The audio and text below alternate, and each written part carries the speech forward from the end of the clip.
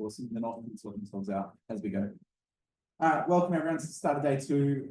Again, want to start the day with an acknowledgement. A little bit of a repeat of yesterday, but I'll actually use my structured ones instead of just doing off the cuff. So I come from the far northwest of Tasmania, specifically Circular Head region. I grew up in a community with a very dark Indigenous history. At the farthest northwestern point, Cape Grim, we had a massacre of 32 local Penamooka people. Massacres that saw men, women, and children pushed off a cliff at gunpoint, fall into the below bay that colonized to this day still called Suicide Bay.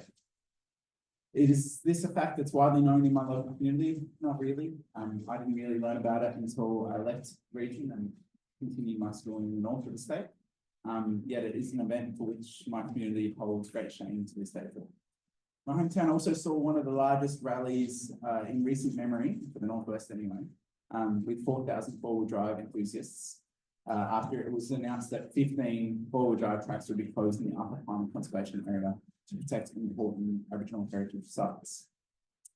Yet my local community is one whose lifestyle and diet is so closely connected to the country in which they live. Every holiday I had as a child was spent on Tasmania's amazing west coast, and to this day, my favourite place on earth, the Arthur River, home to amazing people. This is because I have an indescribable sense of place whenever I drive over the hill and am looking out over the river onto the Southern Ocean, knowing that the next piece of land is 10,000 kilometres away in Argentina.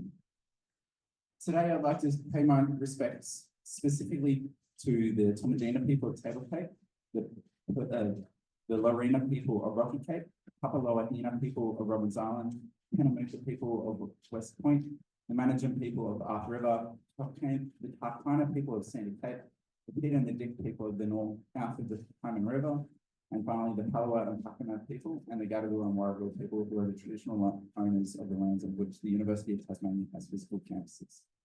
I'd like to thank them for caring for these lands and for shaping and supporting the wonderful place that Tasmania is today, and to recognise that this Aboriginal land was never ceded. I stand for a future that profoundly respects and acknowledges Aboriginal perspectives, culture, language and history, and a continued effort to fight for Aboriginal justice and rights, paving the way for a strong future. So to start off today, we've got a session. How are we going? Good, yes. Sorry, I'm ready. Sorry. So start off the day, we're starting with Safe Party people. And then we're going to have on tea. Then we're going to do some bold and fun. There's a crazy way to title something about risk assessments, but that's Chris's way to do things. Yeah, and then we got lunch, and then some design thinking and a shark tank in the afternoon to win that free money that we were talking about yesterday. So we've got $3,000 to give away today as part of the 30-second elevator pitch for events and initiatives that you may have new for next year. And then 5 o'clock tonight, we've got the awards night as well. Starts at 5? 4:30. So it starts at 4:30 tonight.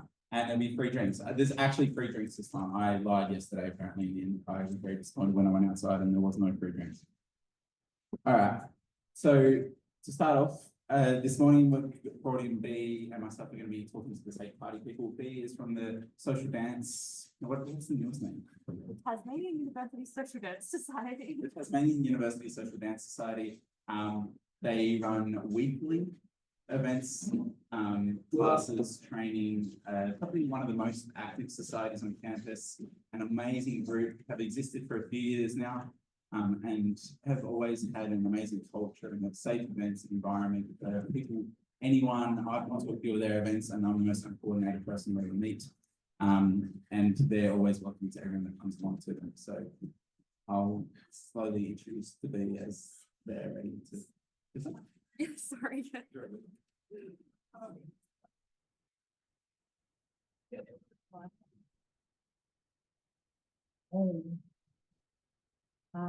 Hi, I'm B. I'm from the Social Dance Society.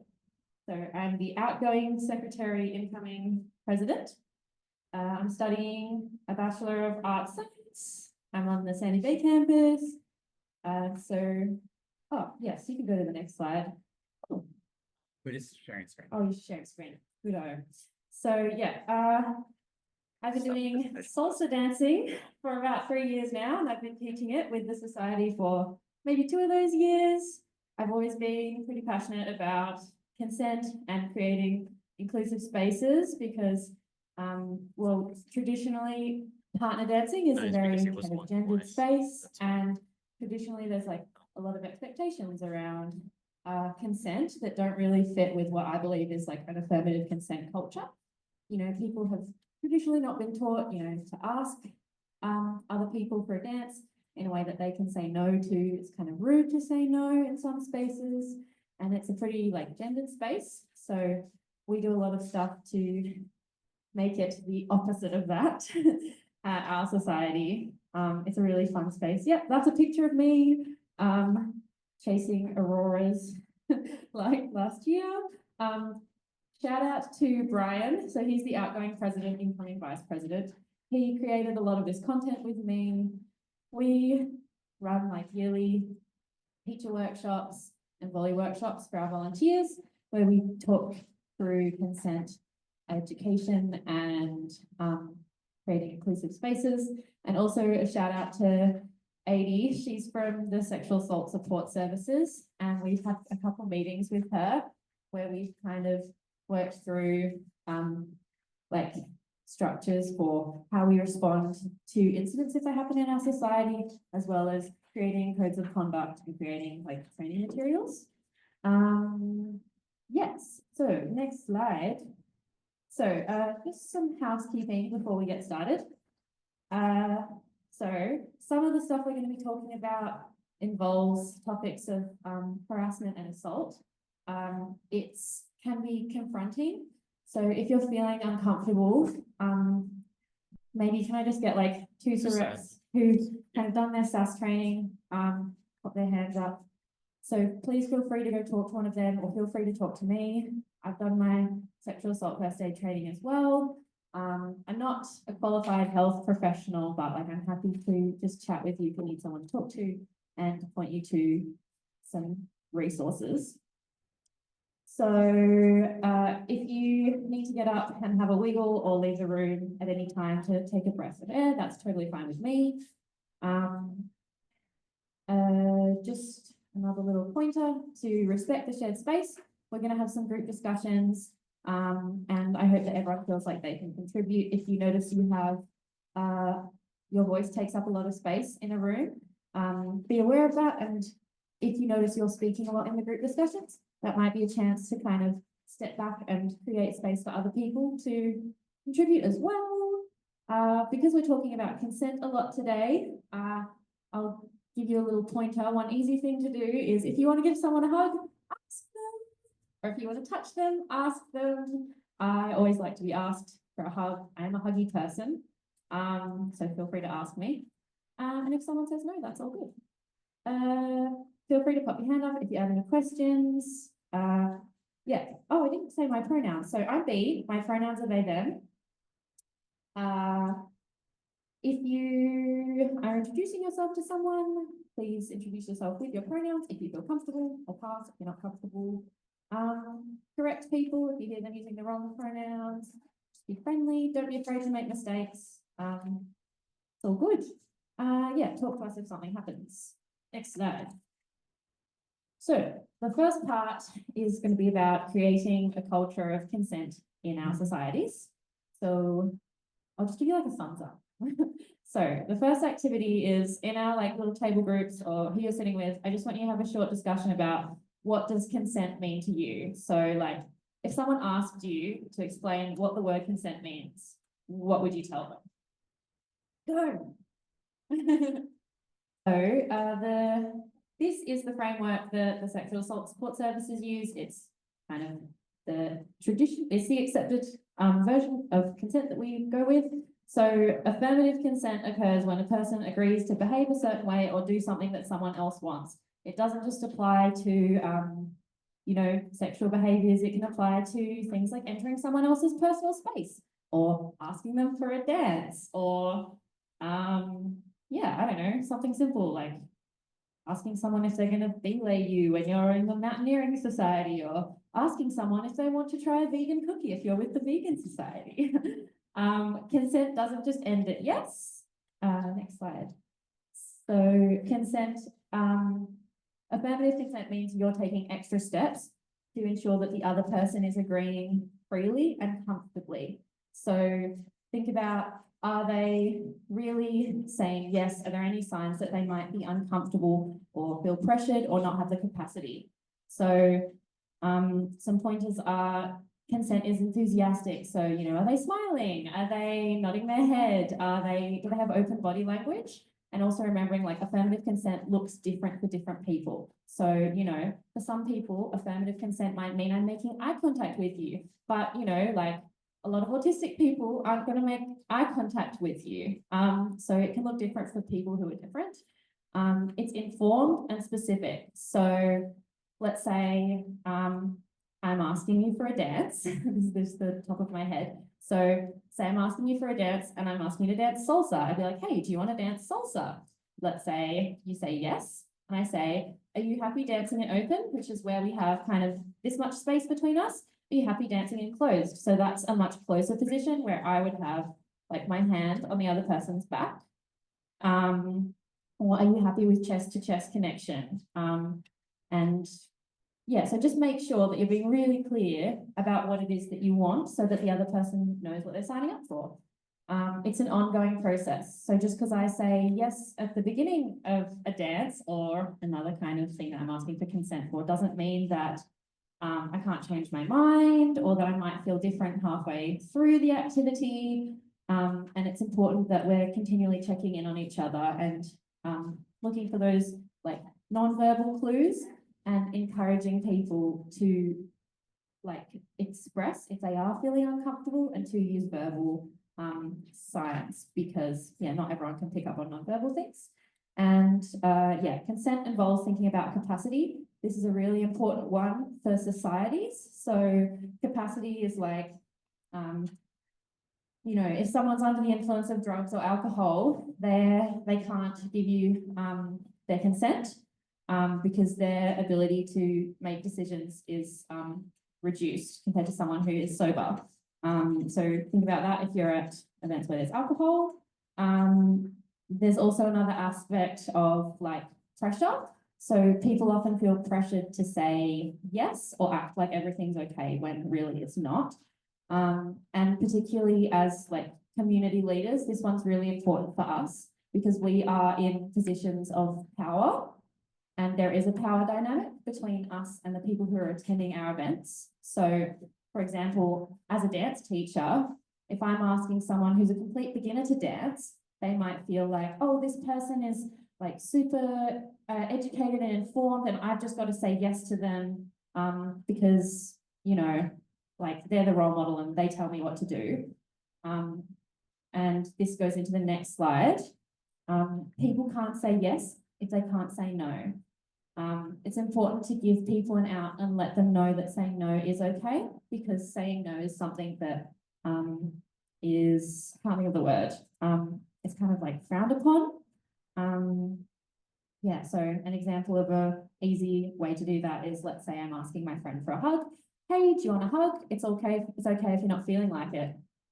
That's it. And then they can say no without feeling the pressure. Yeah, so that's the definition of consent SAS goes with. Go to the next slide. Oh, that one, yeah. So we've talked about what consent is, but what actually is harassment and what is assault, because there's a difference and people can get confused between the two. So if it's unwanted and it's sexual, it's not okay, full stop. If it's physical, it's assault. If it's non-physical, it's harassment. So yeah, physical touch is harassment. Oh, so it's assault, non-physical. So it really can be a huge broad spectrum of things. I'm not going to go into detail with it, but, you know, it can include things like, you know, texting people a lot more than they want to be texted and, you know, repeatedly asking for something someone said no to. It's extremely broad, and I really recommend that you go to the SAS training to think more deeply about this than I have time to go into depth with you today. So let's go to the next slide. So the statistics I'm about to show you, these are from an infographic from the National Student Safety Survey in 2021. So it's a little while ago, but it's still very recent and So this is what it's like. So from that survey, about 1 in 6 people who were surveyed had experienced sexual harassment in the last, since they started university, and about half of those people, those incidents had occurred within the last 12 months. It's gendered.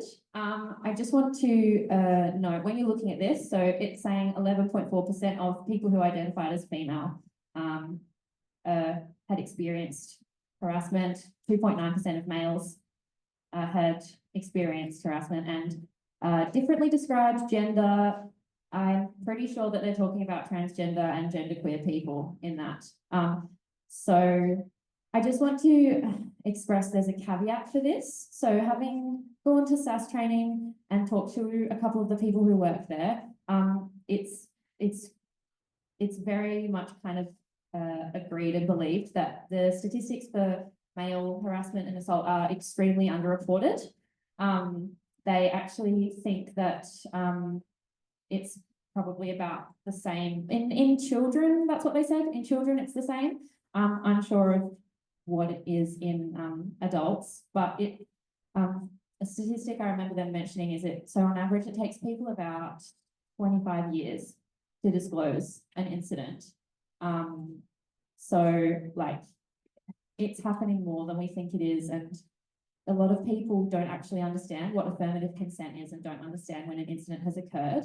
When I was doing the SAS training, they said only 10% of adults in a survey they had done actually understood what affirmative consent was, which kind of checks out. Anyway, yeah, let's go to the next one. Oh yeah, you want to go, Liam? Yeah. Is this mic working? Is it working? How's that? Yeah. So just in terms of this table is actually from UTAS. This is UTAS data. And so this survey was conducted in 2021. Worth noting that we're coming straight out of COVID. Students on campus were much less than they are now. So we actually believe again that it's severely underreporting what we would consider normal. The next National Student Safety Survey is being conducted in the first 6 months of next year and will be reported by this time next year. So we will finally have an update from the federal government as to where things stand, and we feel like this next survey is going to give us a better understanding of where we sit. But we generally think that these numbers are really underreported considering it was conducted during a bit of a biased sample space. I just have some more screenshots from the survey that go through the other stats from it. So in this one, so about 15% of those incidents occurred in clubs and societies spaces. That's a lot. That's a lot of people. Let's move on to the next one. People didn't seek help. A lot of people didn't know where to get help. That's pretty self-explanatory. Let's go on to the next slide. And most people, or kind of roughly half from those, they didn't know how to make a complaint, and they didn't know where to go to make that complaint. They didn't know who to get help from. And this is where we get into the more positive stuff. Let's go to the next slide. So this is where we come in. We are community leaders, and being community leaders, we have the power to create spaces where we're educating people and where we are building consent culture. So this here is a graphic from a company in Northern Ireland that runs like similar to SAS. So it's the pyramid of sexual violence. So the idea is that at the bottom we have behaviors that trivialize sexual violence. Things like making jokes about it, boys will be boys, or like shaming people's bodies, objectifying people, or on the other side, I know that those are very directed at violence towards women, but like, there's a lot of kind of jokes around, oh, men always want sexual attention. Like they don't, it's important for everyone.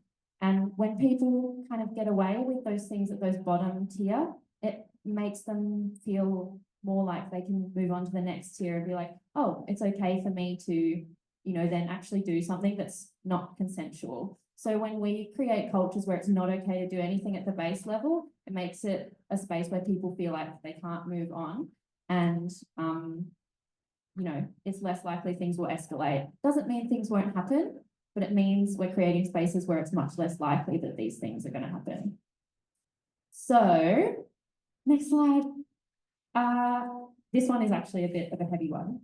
So this is another activity. I want you to imagine you're running an event with your society and someone's come up to you and they've told you that something's happened that made them feel uncomfortable. I want you to think about, like, what are some things that you would do and wouldn't do if you're responding to them? I know that this is a bit of a heavy one. Like, if you feel like you need to pass, that's okay. You can just say pass, go up, have a breath of air. If you need an example, let's say someone's saying, I feel unsafe and uncomfortable because person X, you know, touched me inappropriately somewhere where I didn't feel comfortable with being touched when we hugged, when we were dancing on the dance floor, or, you know, when we were doing an activity. Yeah, there you go. That's your activity. All right, are we ready to get a wriggle on? Okay, so Liam has notified me. So on page 17 of the work booklet from today, there's actually a page all about responding to disclosures. And I mean, this is obviously at the most basic level, but a 4-step sort of routine to go through when someone does disclose to you. Yeah, and so that's the one that TUSA provides. And the one I'm about to go through with you, this is what we go through when we do our training, teacher trainings. And this is also very similar to what they do in the SAS training. It's a little snippet. So when someone discloses to you, it's important to believe them, listen to them and acknowledge their experience. You know, I believe you, thank you for sharing with me. Ask them what they want to happen. So don't assume that you know what they want you to do. Someone might just want to tell you what's happened. They might not want you to approach the perpetrator and confront them. Yeah, a lot of the time that happens when I get disclosures at my society. A lot of the time people just want us to know and to kind of monitor that person's behavior. And it's really important to ask yourself, like, are you the right person to be dealing with this situation? So questions that you'd be asking yourself when you ask this question is, you know, am I feeling triggered? Is this making me feel really upset? Do I feel like I have capacity to handle this situation? Do I feel like I have the skills to navigate this situation? Do I feel like I could actually go up to that person and talk to them? You know, and in that situation where you feel like you don't know what to do, what SAS says is find an adultier adult. So really good examples of adulty adults are like Renee from TUSA. She's amazing. She has done so much work with like managing incidents, and yeah, she's amazing. I really recommend chatting with her if you're looking into creating incident report forms or anything along those lines. Another really important thing to do when you're in this situation is recognize if you are kind of getting any of those blamey emotions. So, you know, imagine, like, what if they've told you something that one of your friends did, or someone that you've been hanging out a lot with in that society is the person who's made them uncomfortable. You know, kind of thinking, oh, I know them and they're so nice, they'd never do that.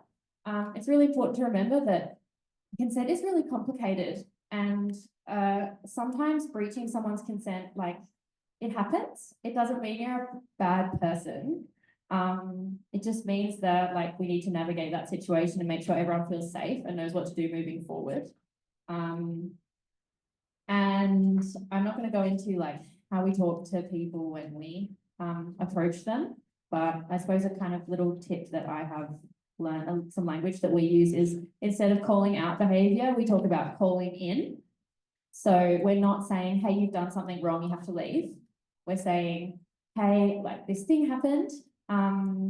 Did you notice, like, when that happened? Are you aware that it might have made them feel uncomfortable? How are you feeling? because it can be pretty confronting to be told that you've breached someone's consent as well. And most of the time, in my experience, when we've talked to people about this in our society, a lot of people are like, oh my gosh, I had no idea. Thank you so much for telling me. And just being compassionate and providing spaces. And when it is really serious and you need to escalate, Renee is really helpful and TUSA is really helpful. Obviously, don't blame them. We've talked about that. Don't disregard their feelings. Don't put the victim and the perpetrator together. Don't be like, oh, you're adults, go sort it out. Let's have a conversation together right now. Oh, that would be so uncomfortable. Try to remain calm.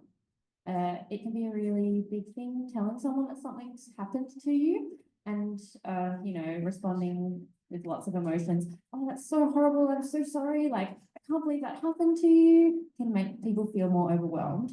It's kind of better to stick with, thank you for telling me. Like, I really appreciate that you felt I was a safe space. Like, how are you feeling? What can I do for you? What can I give you that will make you feel better right now? Like, do you need a hug? Those kind of things. Yeah, let's move on. So that's a tiny, weeny little snippet of the SAS training. I'm not a SAS trainer. But for those of you who don't know what SAS is, it's the Sexual Assault Support Service. It's a Tasmanian organisation. They have heaps of different services, including counselling, group therapy, legal support. They also have a 24/7 helpline. I've called the helpline before when I didn't know what to do, and they are so helpful.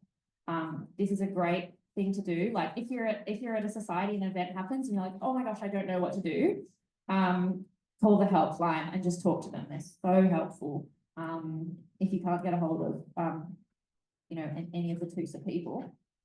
Another service which is relatively new in the city is called Arch.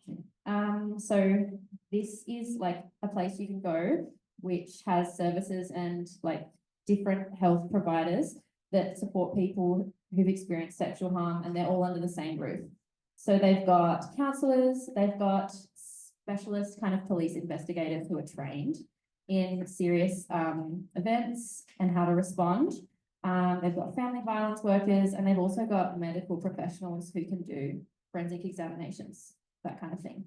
So Arch is the kind of thing you might want to be thinking about if there's been a really serious incident and they want to go seek, you know, legal help, because it's a really safe space where, you know, everyone is trained in how to support you and protect and keep you safe. Yeah, it's never too late to go get those kind of services. I think you can go up to 2 months for medical examinations and things like that. Let's go to the next one.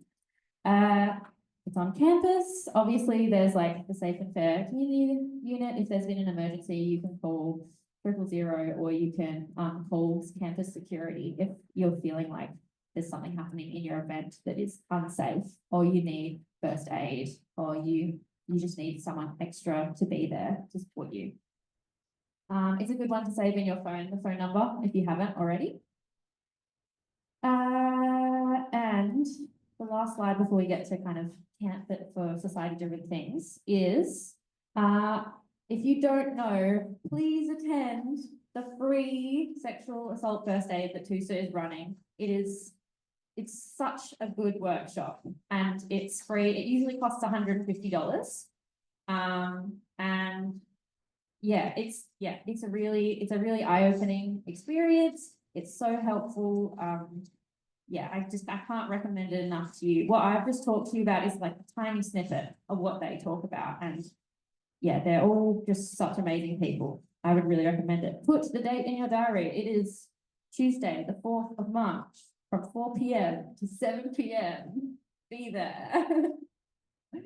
Okay, now, so I'm going to talk to you about some things we do to build. Oh yeah, Liam, go.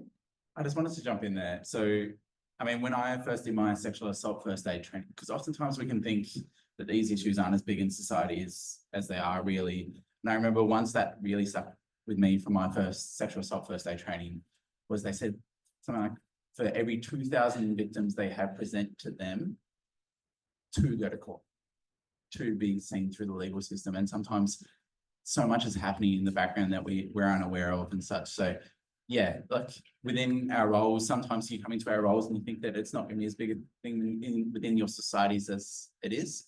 And you get caught out and you get surprised by it. I mean, I've been around societies now 5 years, and I'd say my average is like 30 a year. So it happens a lot more than you think. So take advantage of the trainings that are there, empower yourself to be able to deal with them and to recognize where your boundaries lie and where you know to send people. And like even just looking at all the different support services and stuff that we talk about, SAFCU, TUSA, Sexual Assault Support Service and ARCH. I mean, my general way is keep it simple. I usually go straight to SAS. If I need to refer to anywhere, I go to SAS. I don't really fuck with SAFCU that much. But yeah, it's keep it simple for yourself. Take advantage of the trainings that are there. Empower yourself to be able to help people that when they come to you, because they will come to you.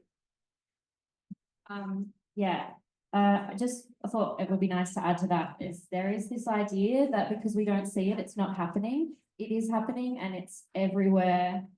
And it's the kind of things that you don't recognize. Like a really common example that I've seen so many times is like, you know, that smiling, happy woman who's standing in the corner and there's like a bunch of guys talking to her and she's just laughing and she's looking like she's having a great time. And then suddenly she leaves and doesn't talk to anyone. And it's those invisible interactions where, you know, maybe they said something that made her feel really uncomfortable or him or them. And it's not just, it's not just things happening in our events. It can be like something happened where 2 people have met at our society and there's an incident that's happened where they've gone away and one of them no longer feels safe. That has happened. That's happened to us. And yeah, it's really complicated and it's relevant to everyone in everywhere you go. And also, so let's talk about what we can do about it. So you can create a care team. So sorry, I should have put this poster on the slides for the online people, but if you want to have a look, this is a poster that we have in our bathrooms and at our front desk. It's got our care team on it. So these are dedicated people that we've had talks to and run workshops with. Most of them have attended their sexual assault first aid. We've put on there whether they are an ally or whether they're a member of the queer community, so people kind of know like, oh, who's someone I can talk to if I'm experiencing things that make me uncomfortable as a genderqueer person or as a gay person, who will really understand my lived experience, or who can I talk to about, you know, an incident that's happened. Oh, Priya and Brian all have their sexual assault first aid. I'll go to one of them. Put them up in your loos, have them at your front desk and point it out to people when they come into your event. Say, hey, if anything makes you uncomfortable, go chat to one of these people. They're our dedicated, safe people. And since we've had this, I think I've had quite a few people come up to me and be like, this is amazing. Like, you know, you can talk about consent as much as you want, but if I don't know who to go to when something happens, it doesn't really, you know, it's still really hard. We also have these cute little care team badges that we wear during our events. If you're a care team member, you can make them too. They're really fun. Happy to send you the design. And we also have rainbow bandanas. Very fun and silly. We like being fun and silly in my society. And also a wellbeing officer as something that is enshrined in your constitution. Really good idea.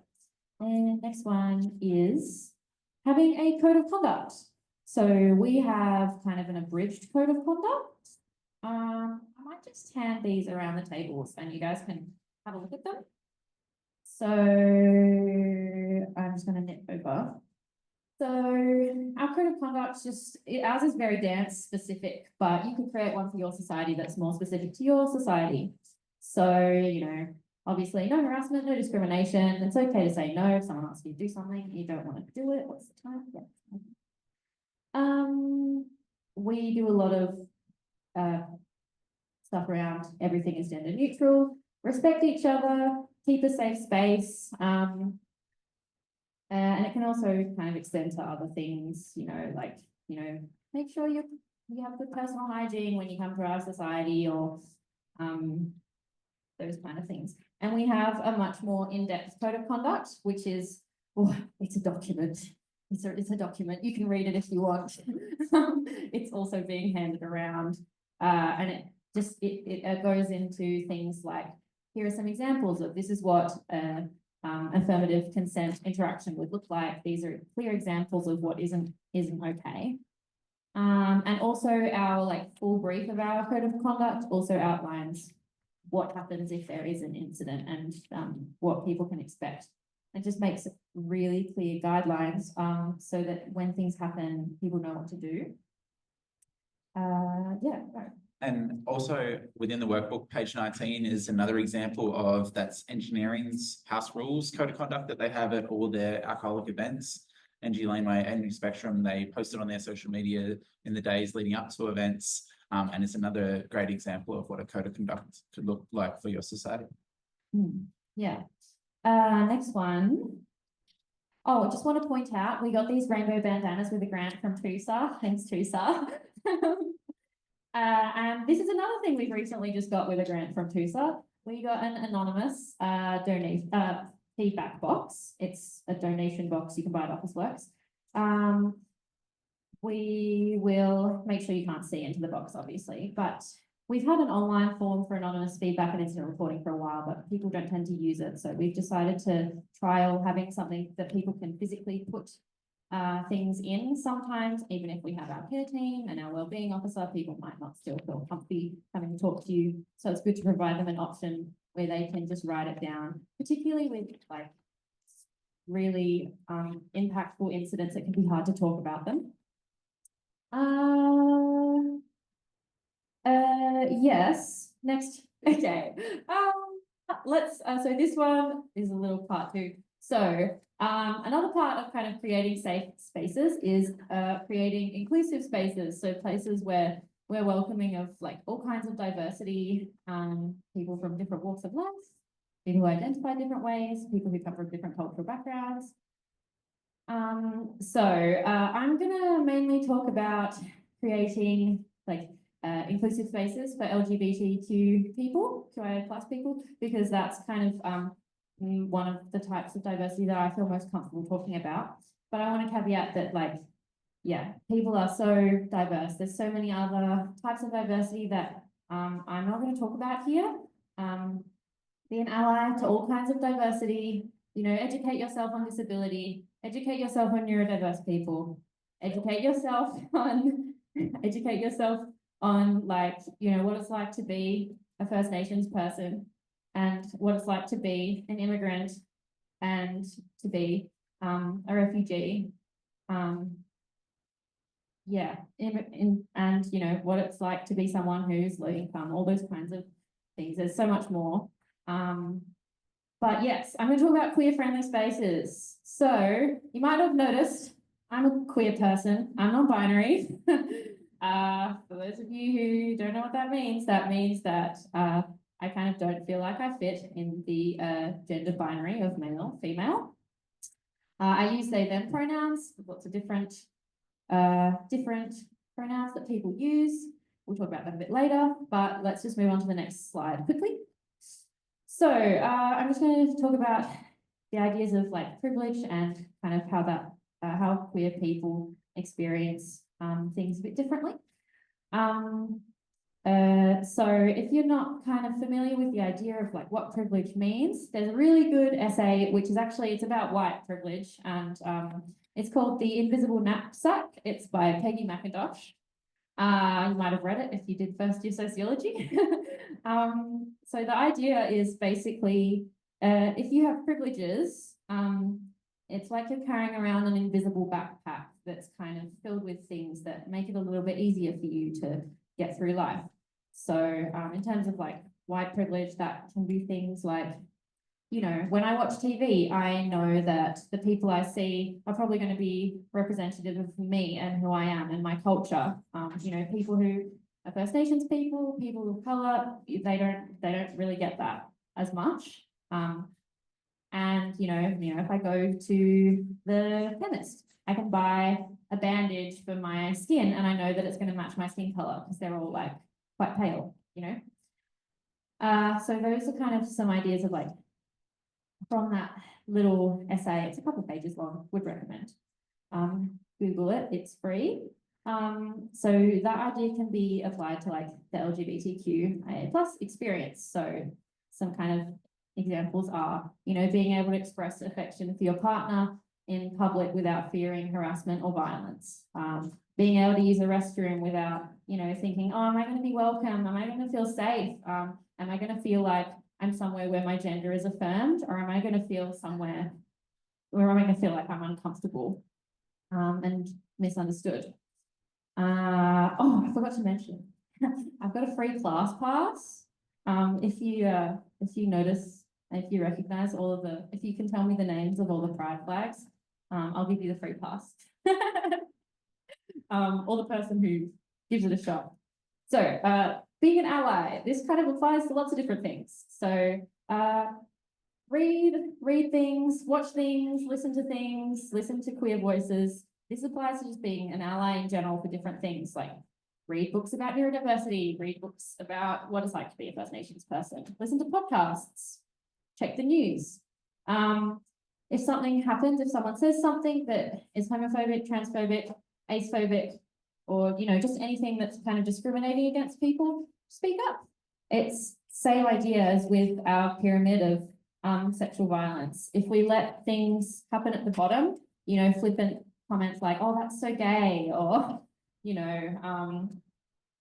oh, I like gay people, but, I would never go to I don't know, I'm trying to think of something. It's honestly such a foreign idea, but if you hear it, be like, oh, what makes you say that? I don't know if I agree with that. I think that would be hurtful to some people. A really easy thing to do is get a pride flag for your society. This is another thing that we got through a TUSA grant. Apply for grants.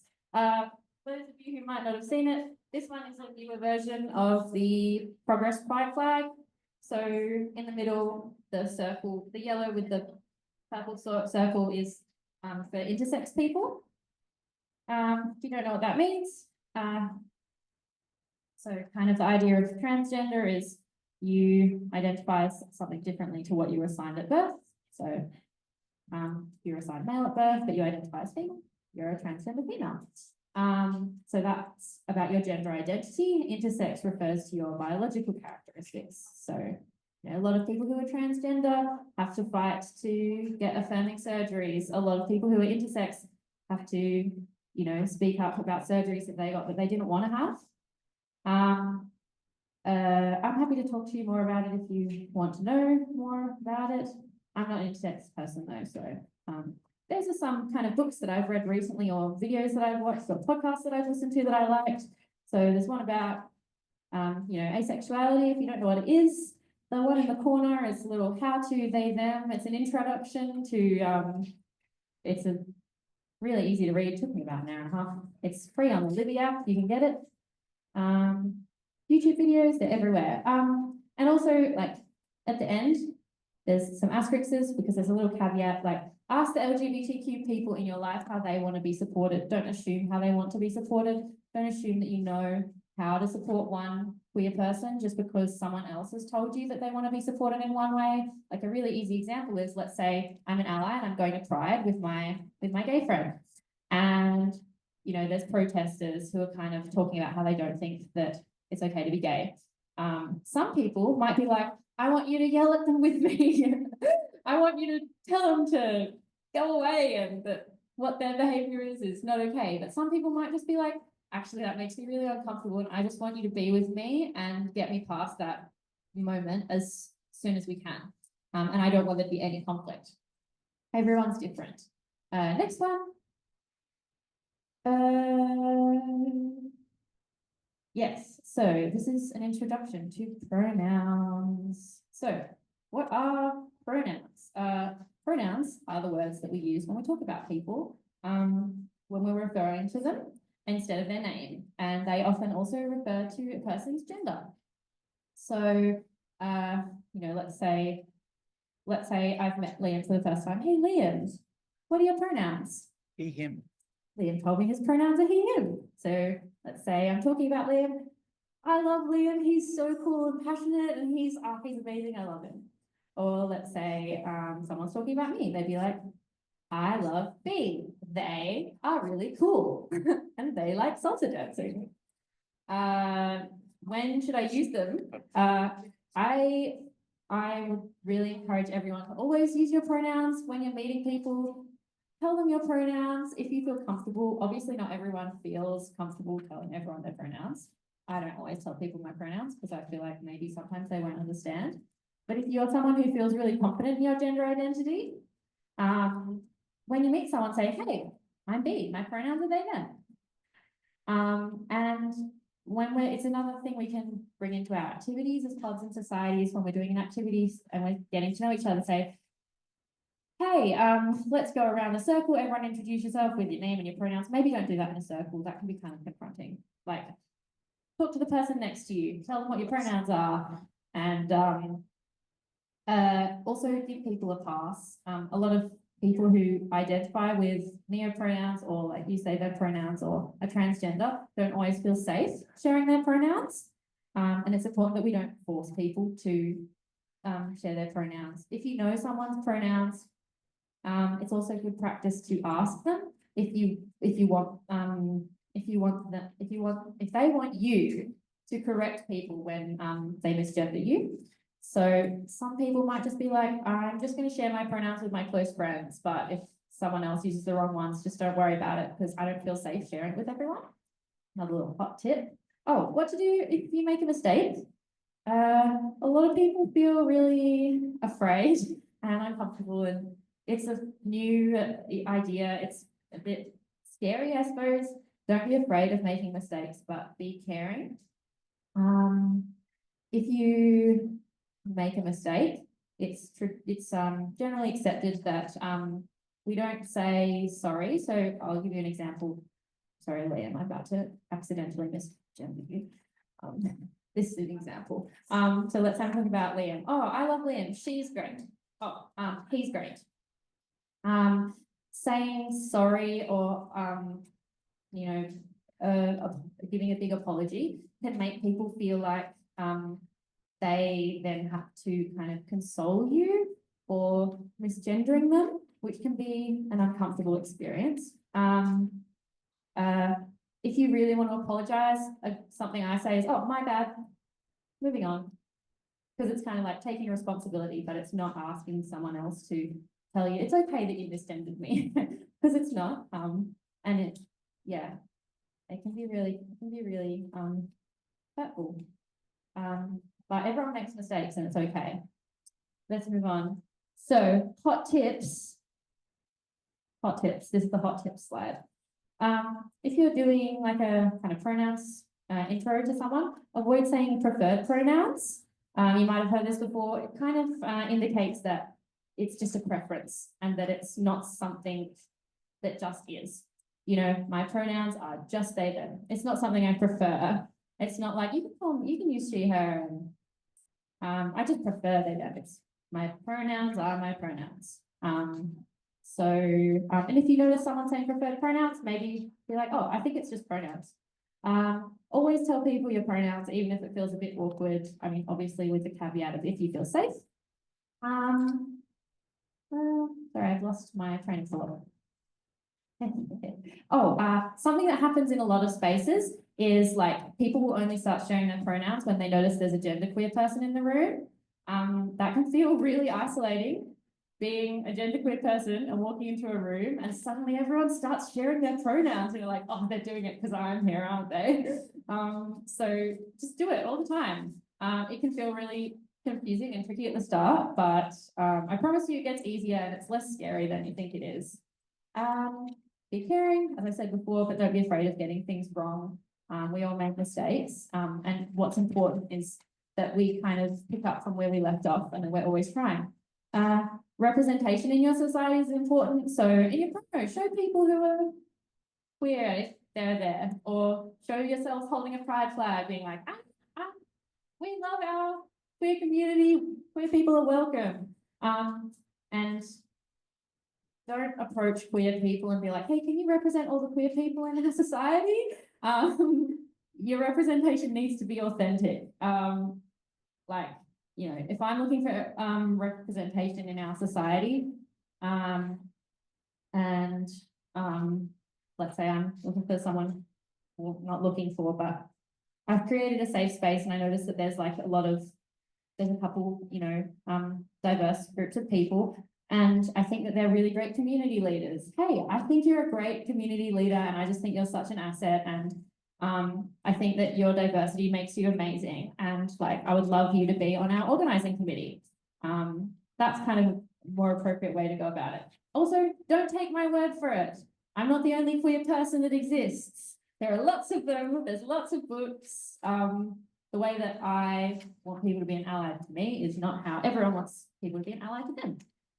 Oh my gosh, how much time have we got? Oh, 15 minutes. Oh, let's move on to the next bit. Another important thing to do is like consistently challenge your subconscious beliefs that you have. So, you can't see gender, you can't see sexuality.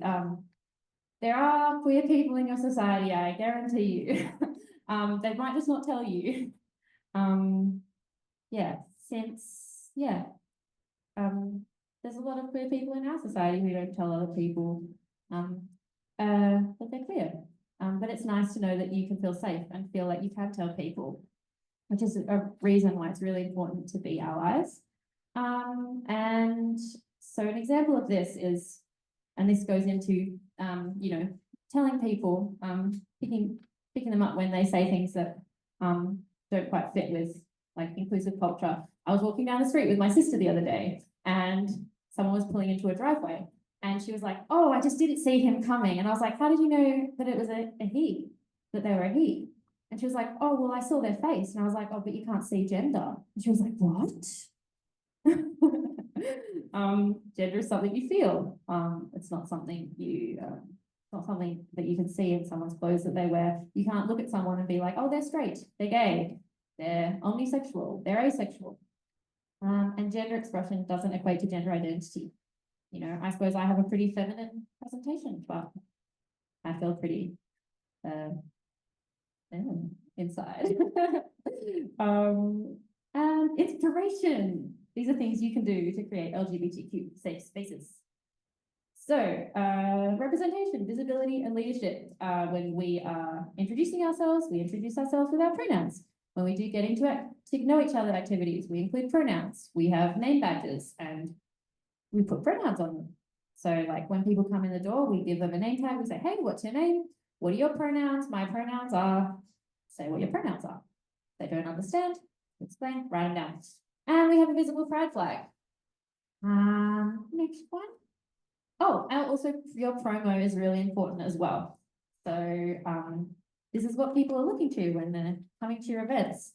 So when we post up about, hey, this is the people on our care team, we put their name and we put their pronouns, or when we put these people are teaching salsa this month, we put their pronouns, we put some silly facts, and we post when it's Pride Month, we say, we love our queer community. Super easy, super simple. You can get a template on Canva, whack your logo in, post it and put a nice message. Super easy way to make people know that you're a safe space. I think, so that's the end of me talking about like creating LGBT safe spaces. So this is the last activity, so take as long as you want. I want you to have a think about what kinds of diversity you see in your societies, and also what kinds of diversity don't you see. And yeah, maybe have a think about, oh, you know, why is that? And how could I make my space an inclusive and safe space for like the most diverse, the most vulnerable people in our community? You can think about queer people, you can think about all other kinds of diversity. So bold and fun and towing the line. So before, yeah, basically that's an older one that I just put in there. It's a video of one of the great events we used to have, where it was a campfire. But yeah, that's all good. You can go to the next slide. So just so we ease ourselves into this whole content before before I bore you with the whole bit, let's do a fun activity. So go to the next slide. It's about identifying the hazards in this picture. Could I'll give you about a minute to identify how many hazards and which hazards are there in this picture. Could you move it? Screw the people. How do I make it small again? Right, yes. Oh, there. Chris, maybe you repeat so the online people can understand what they're saying. Okay, cool. So the first one that was mentioned was open fire. It's like a dangerous campfire. There's also a loose rope next to the tent. There is someone drinking this there. There's glass is also another risk. There's also ran out of water. That's 5. There's another 4. Yeah. Well, that's moshing is one risk. But specifically, do you see that person there that has there's a hazard regarding excess noise? You can see it the right hand side. Oh. Could anyone see this person?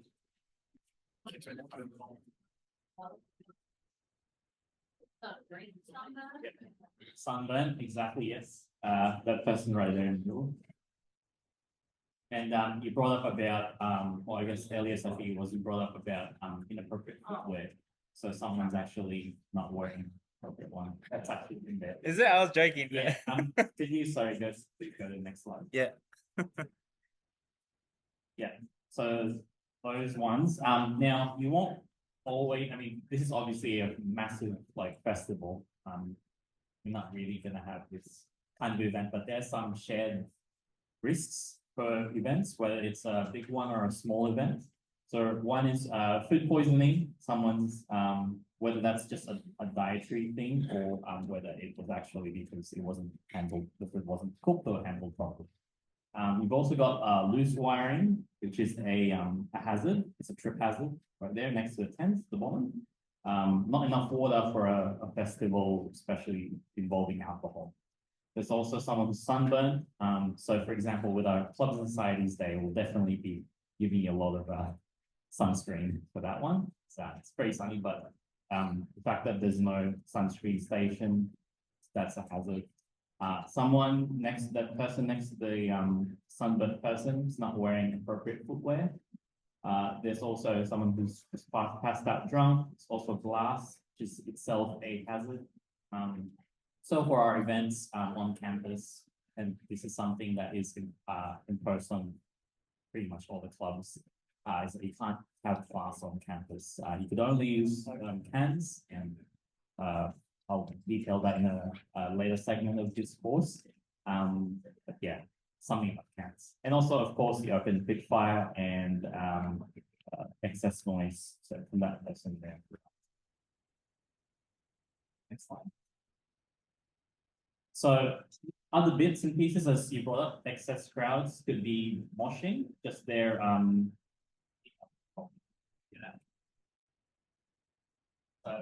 like Done that. some missiles, someone jumping out, moshing right over there, crowd surfing.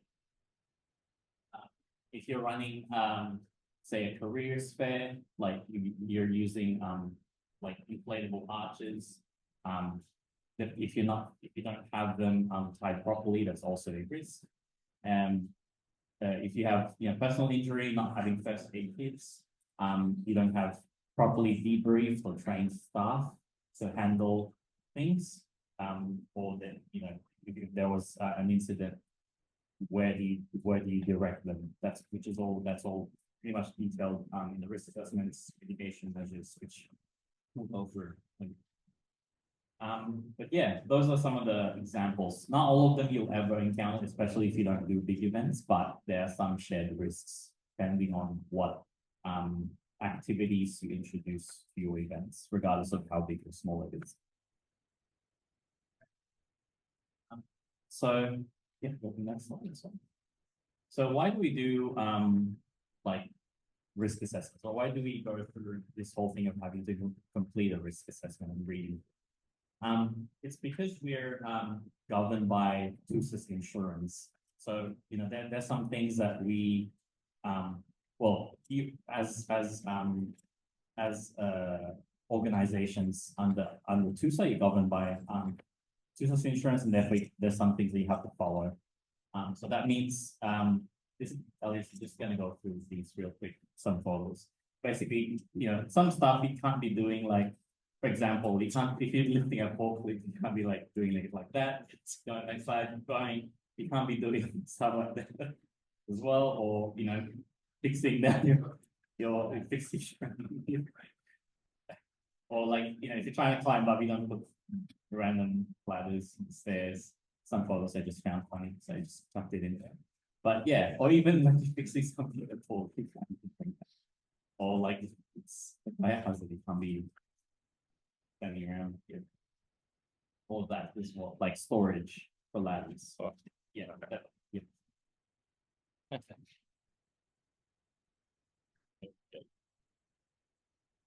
So when you're doing risk management, we aren't simply seeking to tick things or tick boxes. Meeting obligations is, it's pretty straightforward. What we're really looking for is, pushing what we have to do to what we should do to ensure that we create a safe and fun environment for the members. And because the university itself sets the rules for what we can and cannot do on campus, which I'll go through in a bit. And outside of that, TUSA is a governing body that sets the rules for which we have to follow this insurance. And we have an MOU with UTAS, so basically our staff is a component for that agreement to support us in our initiatives in ensuring that that's the case, and we ensure that our well-being is met at the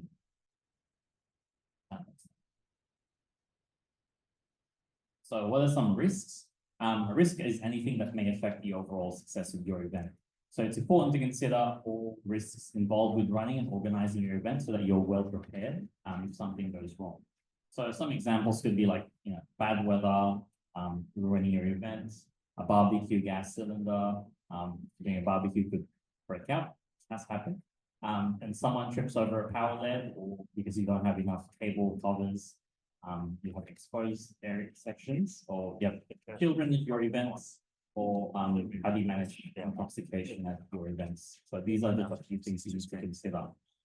And also, of course, legal liabilities, like whose end is on the line if somebody does something stupid or illegal, or if something wrong happens, who's actually accountable for that.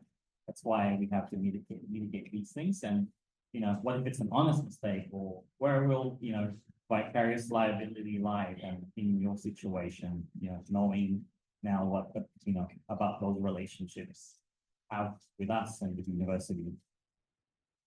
And negligence essentially considers what a reasonably careful person or prudent person would do or would not do, given the particular sets of circumstances. So it's a failure itself to discharge. You can say that it's a failure to discharge an appropriate level of duty of care.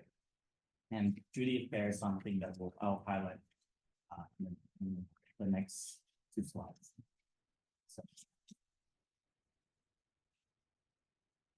So our goal with risk assessment is to ensure that, like most risks would probably fall above moderate or high risk. There's some extreme ones depending on what kind of activity you do as a club. So our goal is essentially to get it to as low as possible, the lowest residual risk in total, in combination collectively as possible. Now, duty of care, this is something that we wanted to highlight, particularly important. So there's still a lack of understanding and full appreciation for what duty of care actually is and how it is shared with us, TUSA, and the university, especially considering that, UTAS and us, we fund your events, your insurance, your equipment, basically a lot of things. And, like any entity that organizes activities involving risks, your clubs, your societies must adhere to the principles of negligence law. That means you must take reasonable measures to prevent foreseeable harm for your members. So while now we're starting to look at it a little bit more in more detail and in a more constructive way than in previous years, there's still some areas of concern. So one of the things that we highlighted on the sorry, is for example, when you click complete well, whether or not you complete a risk assessment, put your initials on it, or you do the RA, but don't you actually just ignore it, you don't do anything with it. That's actually an issue. So you're just like, for example, if you're running an event where you're gonna go out hiking something, or just doing anything outdoors, the first thing you might think is like, okay, I've done my risk assessment, and then I'm gonna get them to complete their medical disclosure form for anything else that happens, and then I'm gonna give them like get them to sign a waiver of liability, which is something I'll detail in a bit. But waiver of liability is something that you basically sign, you witness that, and now you think as an event organizer, okay, I've ticked all the boxes. I've done my RA, I've done my waiver of liability, I've done the medical disclosure, I'm pretty much sorted. Any issues, it's their fault. It's actually not the case. So you can't rely simply on that. You have to make sure, for example, you have to do gear checks. When they come in, you can't just assume like you send them out a packing list, and then what to expect on the day by email, and then expect that they would follow those things.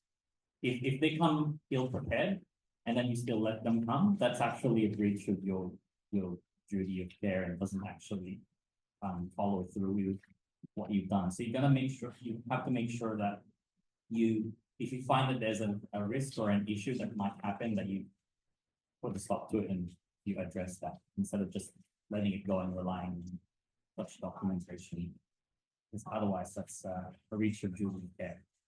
And duty of care is also related to if you're having alcohol event off campus, like in a pub. So there's duty of care, of course, of all patrons have been out. Duty of care is with the license venue, but of course there's now a bit of a muddy situation around that, which I'll also detail in a bit. But yeah, that's basically the definition of duty of care. You have a responsibility for all of your patrons or your attendees, and you're making sure that you're able to run a safe event. And so a waiver of liability, you'll find this in our website as well. It's just under waiver of liability, it's a general thing. It does not relieve the club of their duty of care, I mentioned earlier. It's not a legal document, and it's simply something that you set as in the process of advising a member or participant that there is a risk involved in the activity. So if you go out swimming, and then obviously that's a dangerous activity, and you've done your gear checks and everything, waiver of liability is this added process that you have to do to inform them that it's actually risky. Like if you know that one attendee might not be as good of a swimmer as they are, you gotta make sure that you provide this to them so that they're more likely to actually speak up and ensure that they're in the right physical fitness to be able to do an activity or know how to do that. So in essence, a waiver is an informed consent document. It certainly does not alter the responsibilities of your club or society to look after them. So there's a few differences. And medical disclosures. So if you've ever gone out on overnight trip or anything, you might be filling this out, or for your courses, UTAS, you ever go on a field trip, they get you to do a medical disclosure form. It's another layer of risk management and the collective responsibility of everyone in the group, not just the person who has the medical issue. So it's not limited to you. That's why you do your debrief. Make sure that it's not just with the event organizer, it's also with the whole group, especially with like medical allergies or disease. And simply relying on signed waivers and signed risk assessments, as I mentioned before, it's not a one-time protection. They're just a layer of due diligence to support an argument should it get to a legal point. So none of these forms could just stand by itself. Like you can't just give it and say, yep, that's it, I've done everything. If it gets to court, that's not like the legal document. You can't just say, oh, you know, I gave it the waiver of liability and then that's it. So you win the case. No, that's not it. It's not a legal document, but it helps support the person arguing for you or for yourself. The club, if it gets to that really risky bit.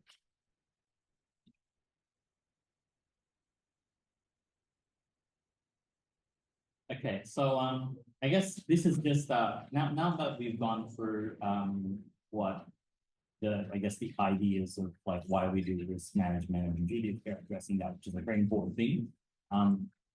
Just gonna go through like, you know, how do you start from running, like planning for an event and running an event, and then what are the forms that you have to submit? So some of you might like plan your events like very, you know, far away from when you have to run it, like say 5 to 6 weeks before you plan to run it, especially if it's a semi-huge event or small ones. I've known some who like plan it last minute, like 1 week before, and then just expect us to like approve it. That's not always a realistic thing, because risk assessments, approving events, they're only part of what we do, especially Ingrid and I, and obviously society's team. So please do allow a bit of leeway for that. And if it's going to be a big thing, like say, you know, night market style event or something that would have a lot more stakeholders involved, do it way ahead. Plan it at the beginning of, you know, the semester or something. Because yeah, chances are there might be some hiccups along the way, and you might have to move sometimes over.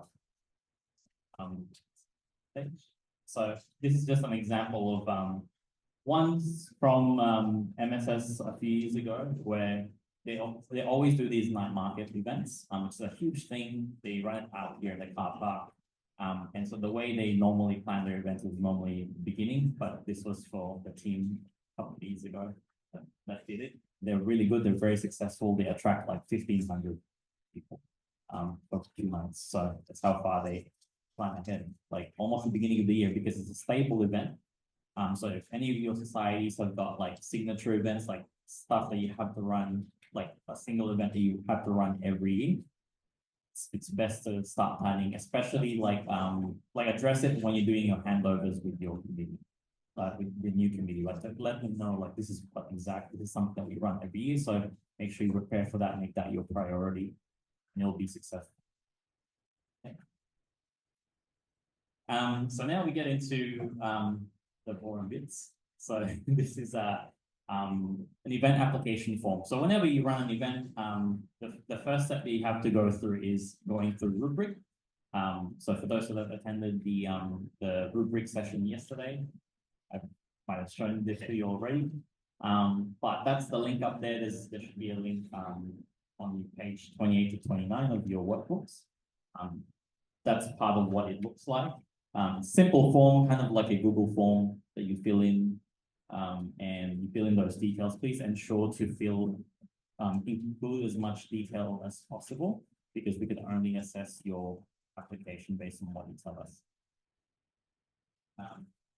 So it's a simple form, but basically if you're scrolling down through that form, if you have it open, there's a link there for a risk assessment template. And I've reiterated this with the people that were here yesterday, that the risk assessment, that the link that's in the event application form on rubric is always the most up to date. Now we update the risk assessment from time to time, especially if either we decided to upgrade a form, or we decide to include the risk category, which we've done last year with we've added extra layers for alcohol events, or for events with minors or vulnerable people. But you might not notice that it was included in there, but we included that. And so whenever we get a lot of risk assessments where it was a template from last year or the year before, because that's what they were given, and they reuse that, or they think that if they have a reoccurring event, that they're meant to do from a previous year, then they just don't bother downloading a new template, they just refill the whole thing. And it causes extra work for us as well, because then we have to upgrade and transfer all of that information in to a new risk assessment. So just please make sure that you download, you start from scratch possible. And the way you mitigate that is just plan your events early as you can, and then so that you're able to fill that. So that's what the current risk assessment looks like. So you should have a copy of that in page 30 to 45. Don't, or you're doing it online, I have some copies here if you want.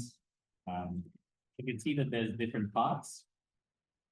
You got the red section. The red section, it's only for staff to fill out. You're not supposed to put any information in there. When you submit the risk assessment to us, it should be blank, like no information. I'll address the errors in a bit, but just going through the different parts with you.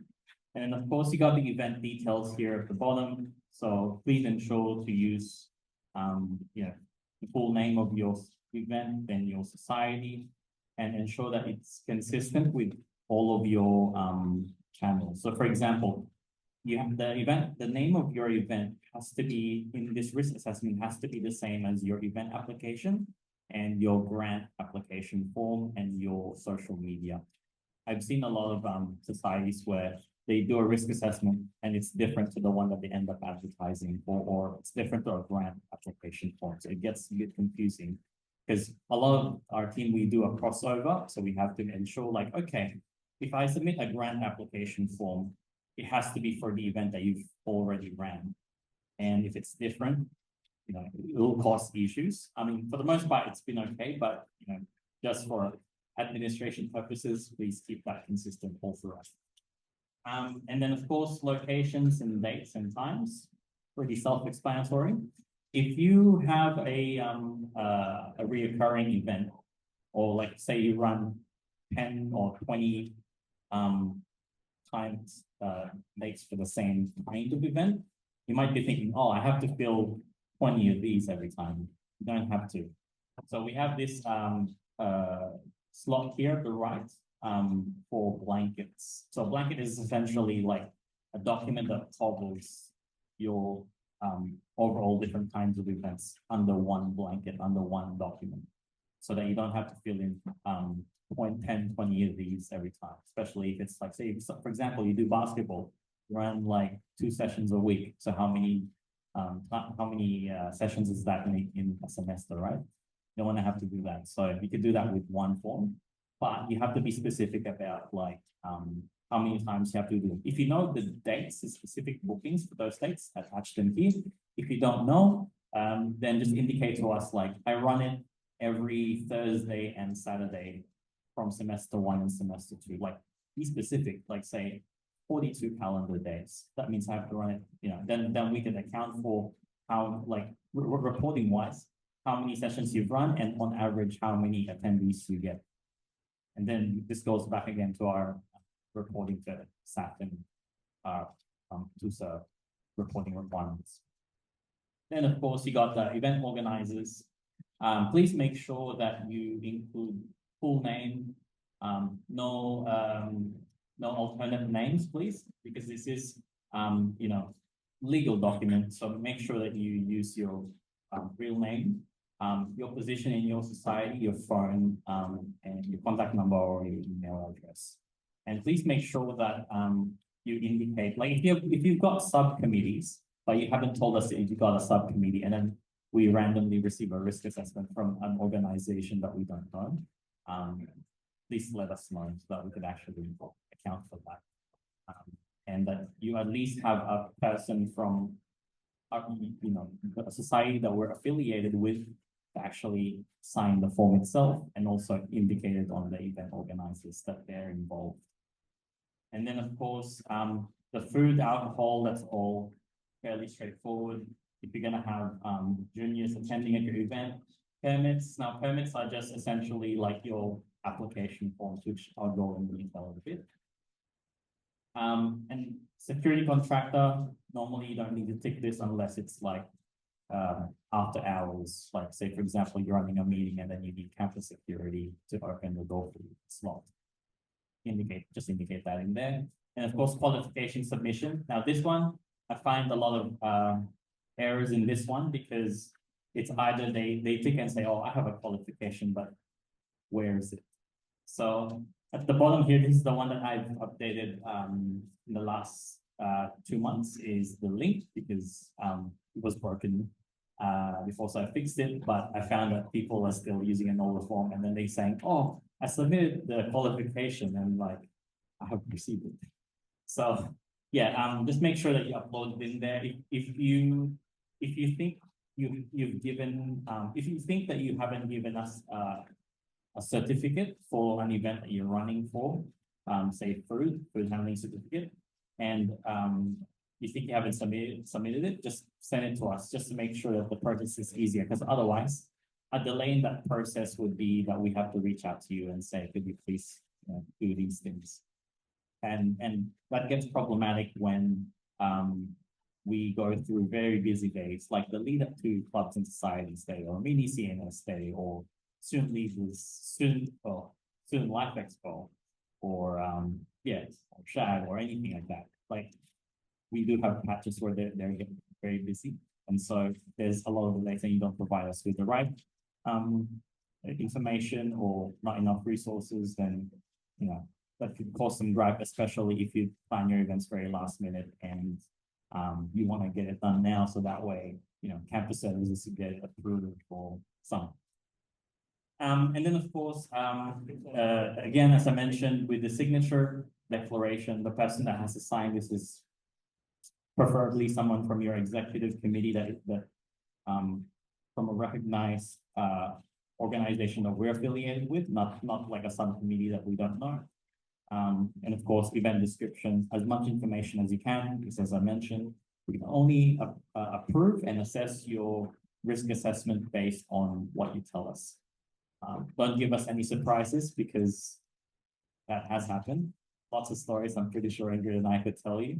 Lots of surprises, and it's like, oh God, how do we fix this? Or delays the approval process, or like we have to email you and say, oh, don't run your event, hold up, go back to the drawing board, come back to us and talk about this so that we could add more things, add more risk mitigation measures before you run your activity. Yeah. And then of course, these are the risk categories which we'll go through in a bit of an exercise. In your workbooks, there's an exercise, page 46 to 47. I'll give you about 5 minutes to identify, now that I've given you all these explanations, identify what's wrong with this risk assessment. Now, in this risk assessment, this has been submitted, so that's like their final risk assessment. So based on some of the wrong bits and pieces that I've mentioned about where to fill and what to fill and whether something's lacking or something is complete, just identify a few things. I'll give you about 5 minutes and then I'll ask you. All right. How did everyone go with the exercise? I realized we just only slightly went a bit above time, but that's fine. So what are some of the things that you've spotted about what's wrong with this risk assessment? Give me one example. Yes, right. They wrote their names in here, which I've mentioned before is for office use only. You can't be writing your event organizers' names in there. Yeah. Okay, yeah. Okay. But yeah, for those online, it was mentioned that there's a name written on the approval notes, office use only. So as I mentioned earlier, you can't write your details, your name, signature, position in this red zone. Anything else? Their qualifications are uploaded. They haven't uploaded their qualification. Yep. And their name's different in the organizer and event organizer boxes, and their description's not filled out. Yep. Haven't ticked all the boxes in the like food and alcohol, in particular, if that's there. Right, yes, of course, yeah, all these things basically. So it's half thick food and alcohol, they didn't indicate that. We've seen cases where, true story, they didn't indicate on the risk assessment that they're doing food or alcohol. But on the event application, just the one on rubric, they did say that they would, and that, there's inconsistencies, and sometimes that can be problematic if like, could be a difference between you doing like a regular snacks, like sealed, commercially packaged food, serving at your event. And therefore not meeting food handling certificate, but just ensuring you provide like, the basic napkins and wipes or hand sanitizer, and then actually serving like not fresh food, like say cakes or bread, and therefore you need food handling certificates to manage, to ensure that you acknowledge that you're certified in all those risks when it comes to serving food handling food.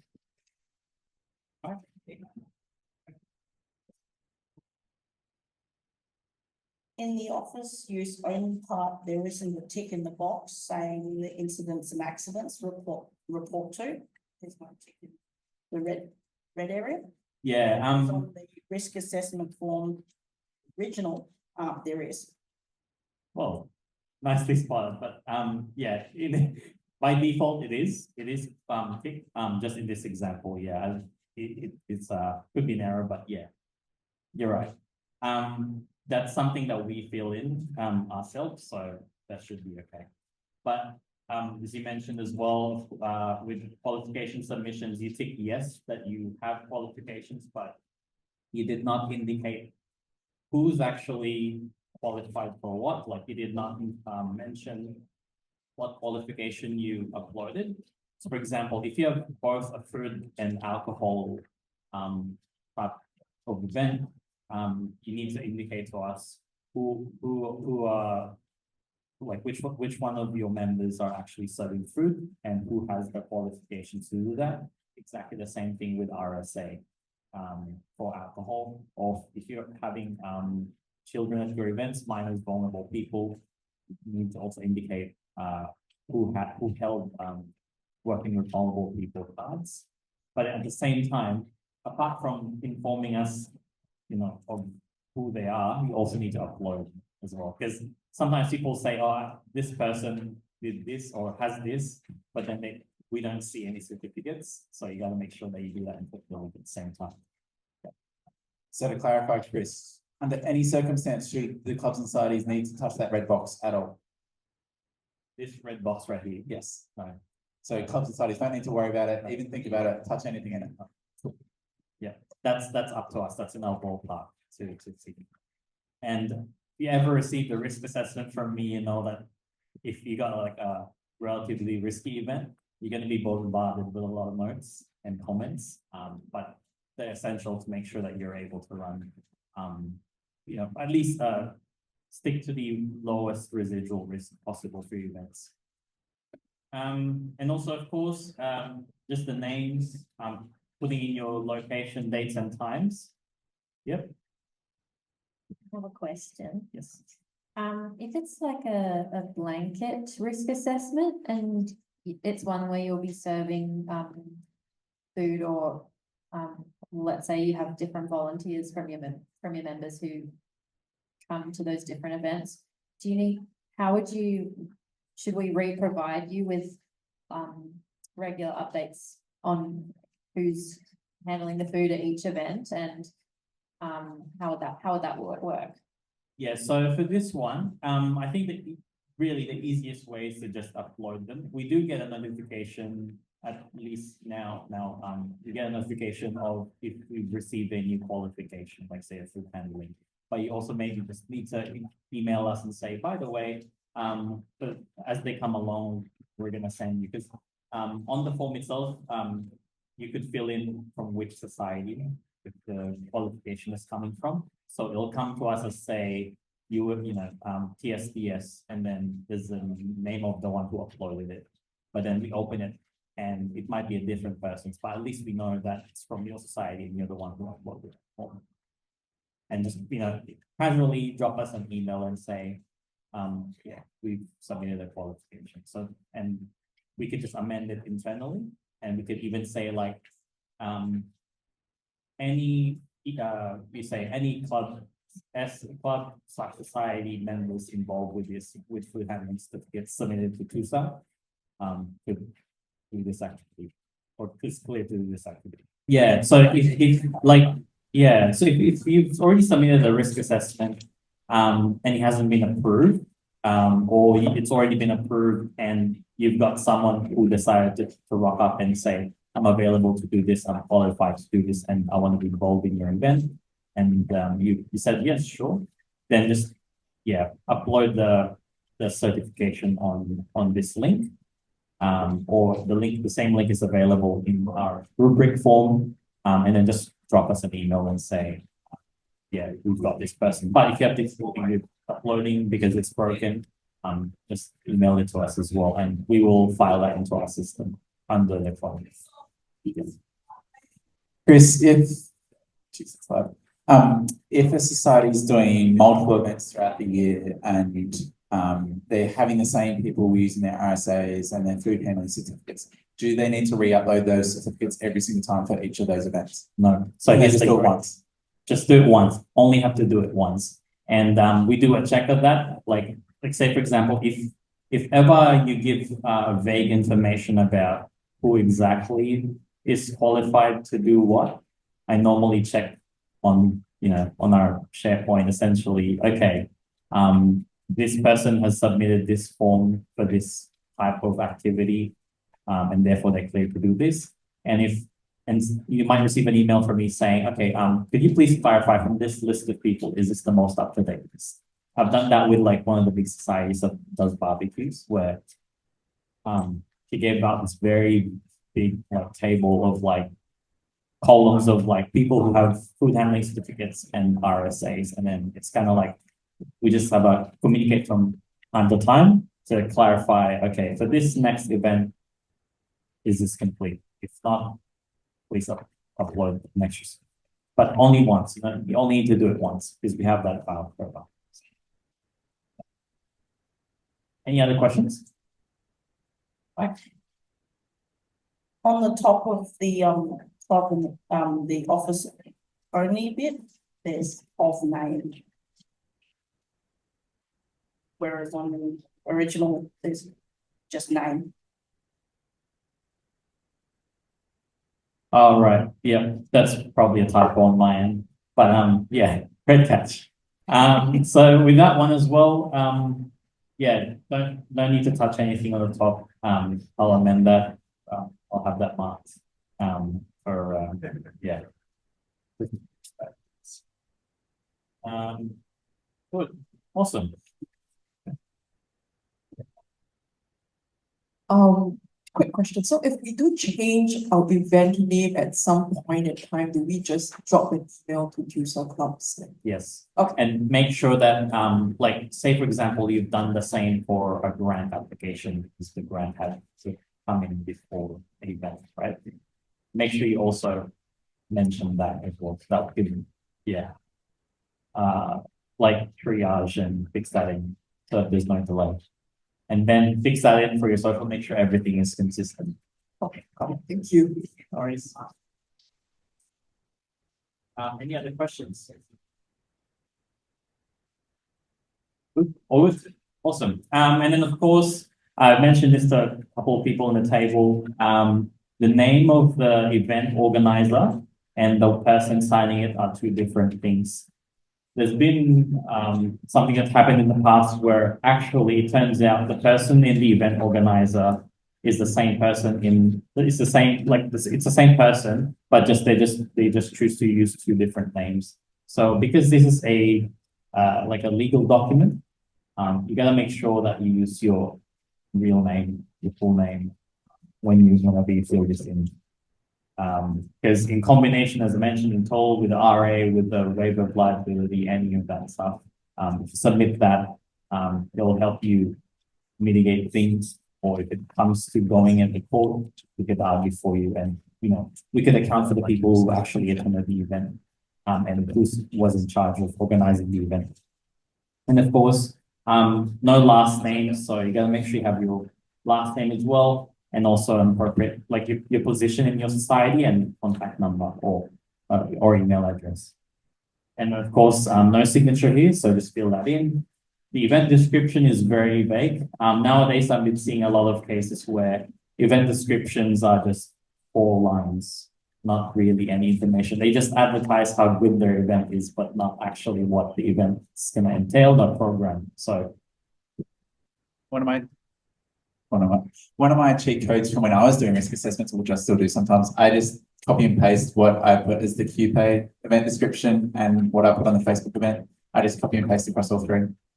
yeah, I mean, if you detail, you know, like how long it's gonna go, or if there's anything like, say, this is open to families, then that's an indicator of a risk. Or, you know, we will serve, there'll be alcohol, like there's an open bar, like words like that you include in the event description actually indicates to us like, oh, okay, it highlights a particular risk category. Especially if you don't initial your risk assessments, like you don't assign a specific person for that and you delete that, we might not think, oh, okay, you're not having this. So there's got to be consistencies to ensure that you do that. So give us words, anything to highlight things. What is it about families that is a risk? So like children, inclusion of minors and vulnerable people.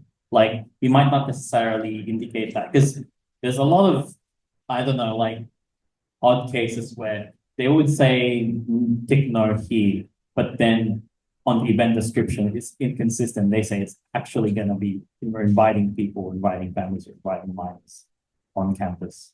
And so you got to make sure that that's, yeah, good, yep.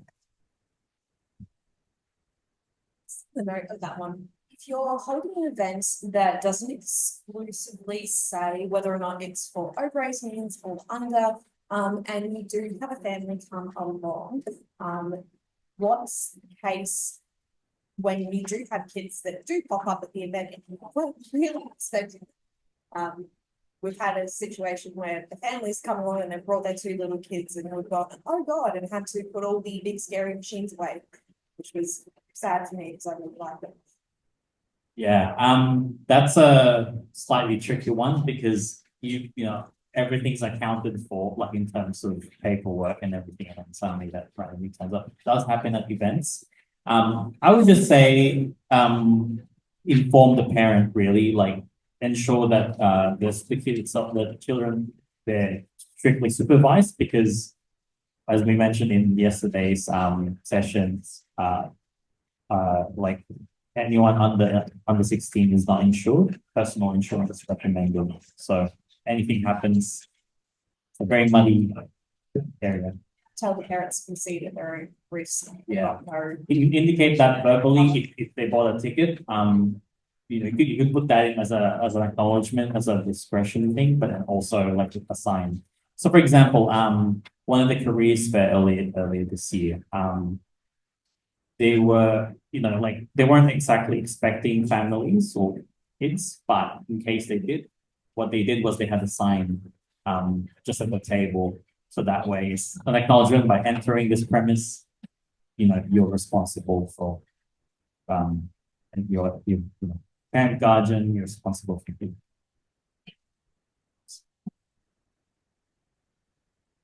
Cool. And how are we going? Cool. All right. We got half an hour. All right, great. Elliott's got time. Boom. Boom.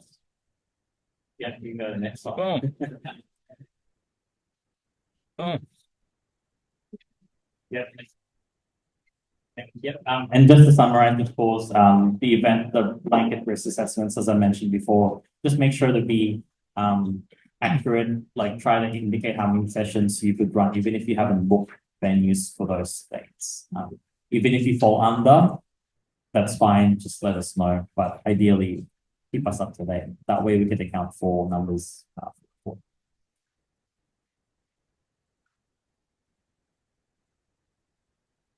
When it comes to our society, like with the Student Union Collective, we obviously run proxies and things throughout the year, but we don't know, say exactly, we won't know exact amounts of people or dates and things until closer to the concert dates and things like that. So would you say do a blanket risk assessment for the year or just do and then do individual ones as well on top of that? Or do you just do one per thing? Just do it also blanket, especially like for rehearsals or like for an event that's like a concert that's meant to run for 2 weeks. You know, it's hard to predict what, I mean, you could put in a guesstimate about like how many you're expecting in, per session, or like ideally do it per session, like put in, say, if you're expecting for one session 100, put in 100, and then put in a blanket, like a blanket, like a tick box there about dates and times, and just tick in there, like indicate like the dates if you know, otherwise just say, every Thursday and Saturday, or 5 sessions in total.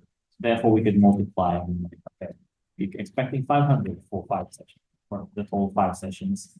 And if it ends up you've already submitted the RA and it's been approved, it's run in a few months, and then suddenly or run for a couple of weeks and say, actually, this has been so fun, it's been so in demand, so we want to run another 5 or want to run another 10. There's no need to submit another one, which is great news for you. Essentially, just come back to us in an email and say, by the way, this has been very popular, it's very in demand. Could we just reuse the same one? Tell us how many sessions, and then you can also fix and say, actually, on average, instead of 100, we had 150. Like, tell us like that, and then we can tailor it in our reporting and in our filing. We could fix that. Cool. Another session. Was contemplating not asking this one, considering one of the perpetrators is online, but that's fine. Was wondering about what to do for the case of brand new things being made apparent that should definitely be in a risk assessment, but may not be. If something brand new pops up and you go, oh, okay, this really should be covered. Should a new risk assessment be put through as soon as possible to you guys, or yeah, great question.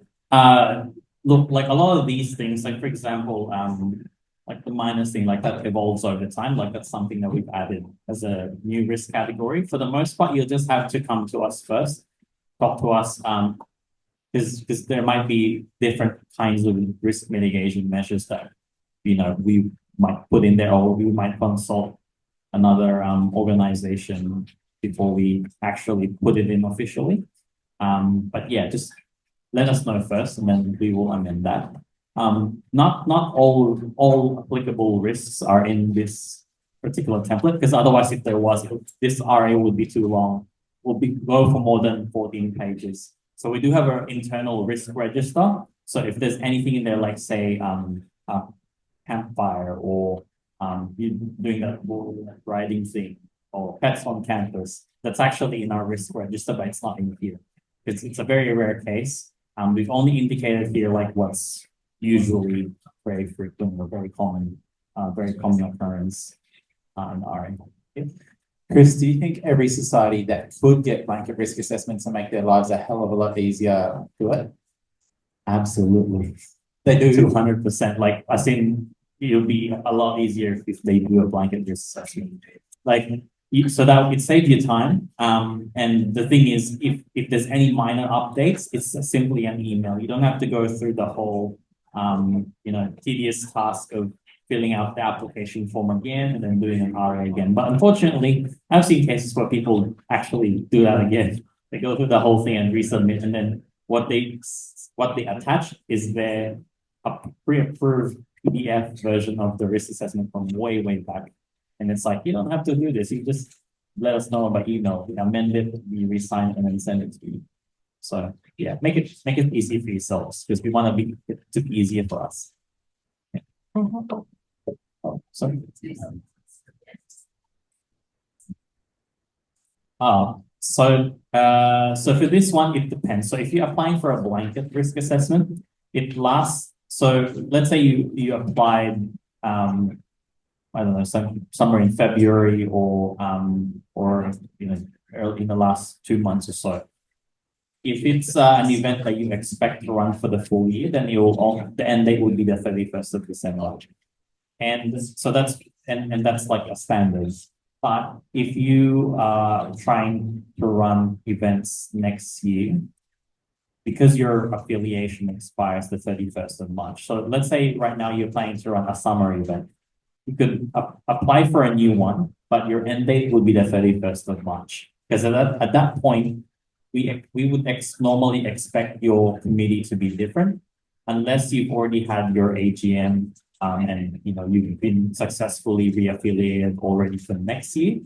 Then if you submit an event application, before next year and with everyone's new details, including who's responsible for them, then we would put an end date for 31st of December for the following, something like that. It's a very case by case basis, unless you've otherwise let us know that this event itself will only ever run for 5 sessions until August or until September. Then I would put in the appropriate end date for that. Hopefully that answers the question. I have a question. I was actually going to ask that one kind of as well. So for blanket risk assessments, just double checking, even if we're running the same kind of event in a different venue, we have to submit different risk assessments for different venues? No? Okay. So again, with that one, just let us know if there's only a slight change of detail. Like for example, you used to run a Mathers like arcade, and suddenly you want to run it at Little Poet or something. But then it's a last minute change, just email it to us. We'll amend that, and then we give you the updated risk assessment. That Okay. clears your basically any changes. Okay, cool. So unless it's not working, sorry. Unless it's something at a drastically different venue, like on the beach, we don't have to submit another one. Yeah. And I say that because the risk changes if you're doing it indoor and then suddenly outdoor. Therefore, there's things that you could do. But if the change is minor, like say it's still from an indoor venue to another indoor venue and the activity doesn't change, and then it's not drastically different, like you're not including like a alcohol suddenly, then an email will suffice, and it's up to our ballpark to then give you the RA with the signature. So that way that you can have it printed, and if something happens, well, you follow through that. Okay, sorry, just one tiny little bit that I just wanted to clarify. So if we want to do a blanket risk assessment that'll cover us for next year, and that will go past the March 31st date, and we've done our AGM. And you've submitted a reaffiliation. Yeah, so we have to submit our reaffiliation first to reaffiliate a new board, then we can do our blanket for the year. Yeah. Okay, cool, great. There's some cases where, of course, we might put in an intimate, like a note there about conditional that you meet X requirements or that requirements, especially if it's too close to when you're supposed to run it and when your final affiliation happens. Like we do that very case by case basis. But yeah, so long as you're affiliated, this is when it becomes valid. If you haven't reaffiliated until then this is null and void. Cool. We go now. Cool, awesome. Right, we got 15 minutes. We're doing well. Okay, so this is the flow chart. So this is in our handbook on our website. CNS handbook under tusa.org.au, community, and then CNS resources and info line. You'll find a copy of our handbook, and in that handbook, you'll find our flow chart. You have a copy of that on page 25 of your workbook as well. This is essentially what you have to follow when you decide to run an event and wanted to let us know via an event application and risk assessment. According to there, of course, because it gets busy and, risk assessments, of course, are only a small aspect of what we do. We ask that you submit your risk assessment at least 7 to 10 business days before your event is supposed to happen. And when I say business days, that's only Monday to Friday, 9 to 5. We don't work weekends. So, please don't expect us to answer your, immediately approve something when you submit something on Friday for an event on Monday. Because there's other cases where, there's other external, groups that we work with to ensure that your event's actually approved to run. And I'll indicate who that is, but you might already know who that is. But then also, of course, on the second half of that flow chart, it also informs you what other forms you have to fill in or what other processes you have to follow, depending on where you're running it after you've submitted your application. And of course, once you're all clear, that's when you can advertise your event. Please don't advertise before the event's been approved. So that's why ideally, good practice is you submit it really early. At least a couple, like bare minimum, a couple of weeks before your event. That way you have enough leeway, time, approval, and then therefore advertising. What do we say? What do we say is the expected response time from TUSA in terms of business days? Is it 5 to 10 business days? Yeah. So we will do our best to approve it in time. But the standard, we've had to change it due to like just a lot of regular events coming up and also a lot more administration. But standard was 7 business days. So that's say Monday to Friday plus the Monday and Tuesday the following week. But we've also had to include, could be possible for 10 business days or more if it's leading up to say the clubs and societies day or another big event, and everyone in the team is involved in those decision making and those planning and those footwork. So yeah, if it gets to those busy dates, please understand that we're working a small team, but we're doing our best to make sure that you've got your event approved on time, and the external groups that we work with or UTAS has said, yes, you could run this event on campus. So when it comes to event planning, clubs should allow an extra 2 weeks to get risk assessment approval in their planning. I mean, good practice on the form itself, like when you're planning your event, it says 5 to 6 weeks before on average. We're not that but we all work, like you all work in a volunteer role. So I don't expect you to be able to meet that, but good practice at least is 2 to 3 weeks ahead. That way there's no rush. And it's like you have time to then put out your application and event applications and advertising. Yeah. And of course, when it comes to forms, so on that photo right there, on the rubric, that's where you would, if your role is about planning your events and running events, approving it, getting your events approved, that slot there with the other forms, that's all the forms that you need, but not all of them, but most of them. So that's you only go through the rubric form if you're doing outdoor events, like on campus. So for example, I want to do a barbecue on campus. Go through that document. There's a document called application for a temporary stall on campus that's in there.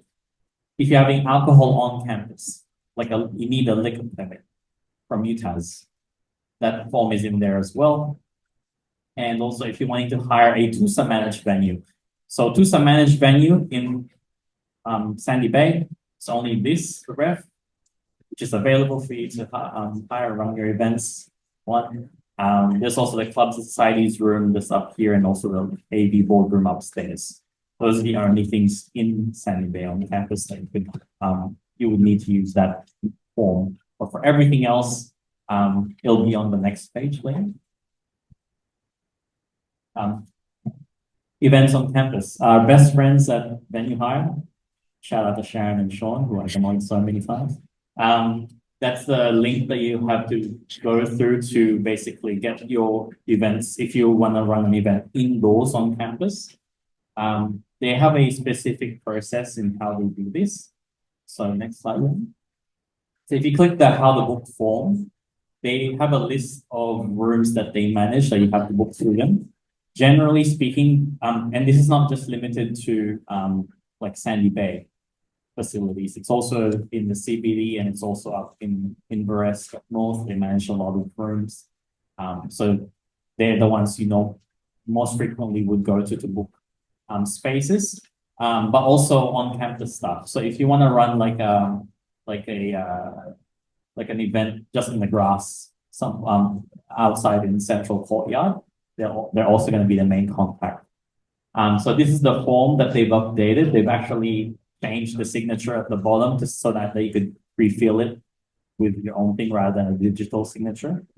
And so I'll show you that. So for online and this is the form that's been filled in. So for those that have tried to fill it in, it used to be that you need to have a valid Adobe PDF account and then put your digital signature in there.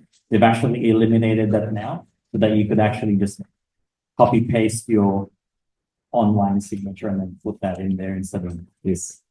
And yeah, that's what the form looks like. Once you've completed that, you then need to do an online induction, quiz, basically. It's a two-step process. So this plus the online induction on that link, and then send that to venue hire office along with your approved risk assessment. So another thing is before you go through this, you need to have the risk assessment submitted and approved by us before you go there. You can email them to ask them, is this room available for this day? And if they say yes, sure, okay. Usually Sharon or Sean will tell you, please reach out to TUSA first before you can actually book this venue. But at least you've inquired if it's available. So then now you go and do this online induction and then submit the venue hire form. The process is exactly the same if it was the communities team. So if you don't know the communities team, they're basically like the Tigers, Dragons, sort of the group. They manage a couple of venues on campus, such as the communities student hub space next to Lazenby's. Also the studio theater up the stairs next to Stanley Burberry. And I believe the Grove and a few spaces up in the rest. So if you want to use those spaces for like say careers fair or just a dinner or any of that stuff, they manage that space. So it's a different group, but the forms that you fill in is this one. Exactly the same for venue hire form. Yeah. Any other questions? I was just wondering, about the insurance around the young children, family and things like that. Is there another process that can happen like that? Because I feel that is an equity issue.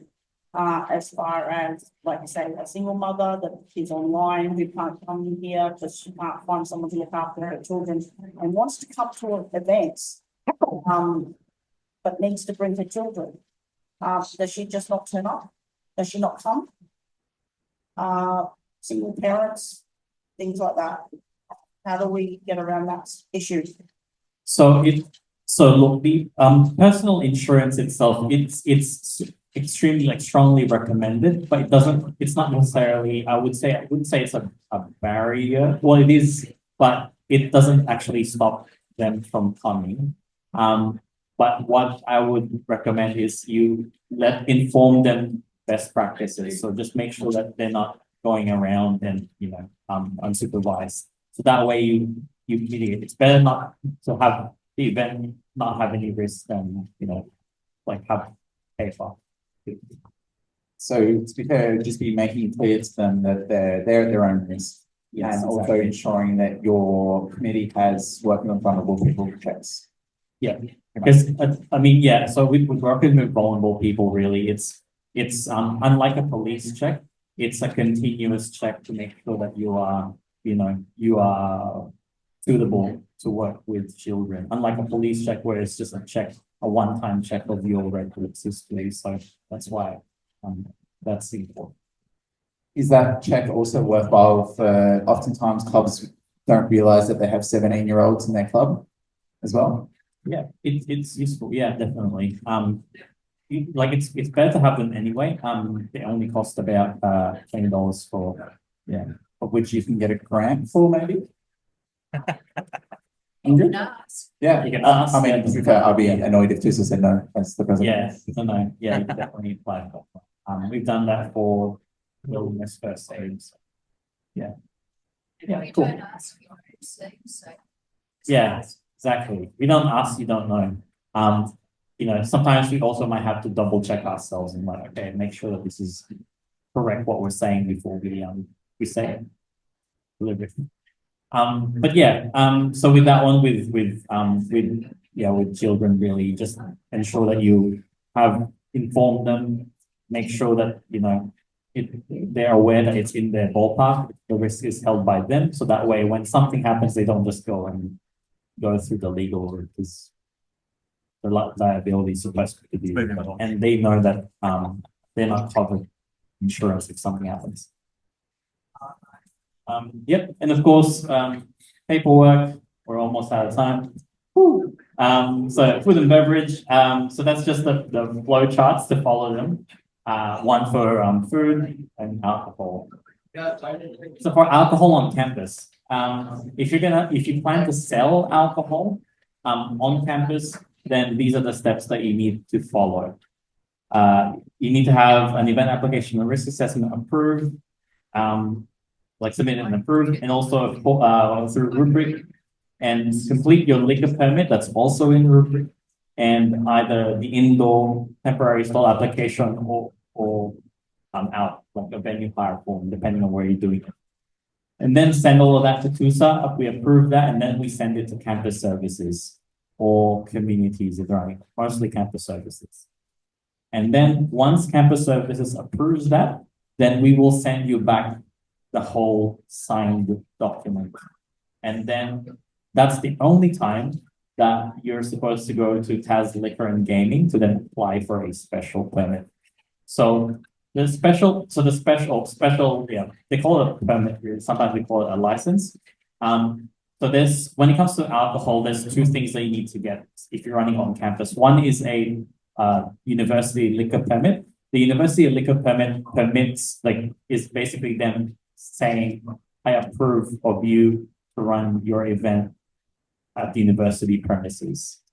But that only meets one requirement. The other requirement is essentially you're allowed to sell alcohol. The council, the governments approve you to sell alcohol on campus. And that's where that step comes in. I've linked in the form. It used to be a different PDF form, but now it's like a filled in Google form. But this form is only for events that would last for less than 4 days. And so I believe that's the reason they did this, is so that it's simple, because it's very frequent.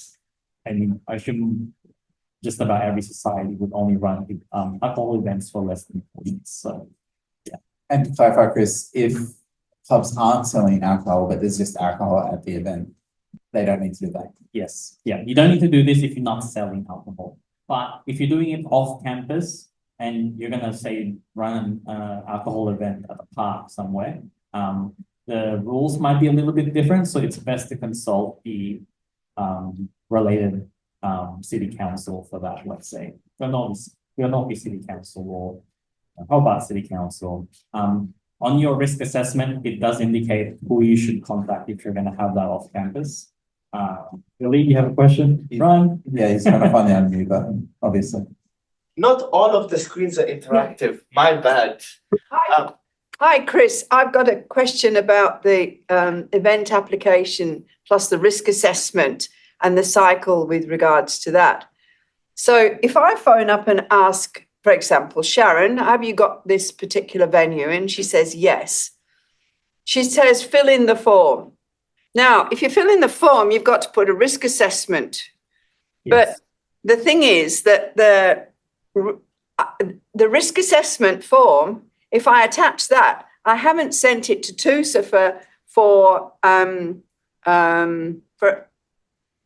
it to be accepted. So how do I deal with that delay factor if I want to maintain that event? Because I lost a booking because of this delay factor. So is there something that is there an elegant way of doing it that I'm not using?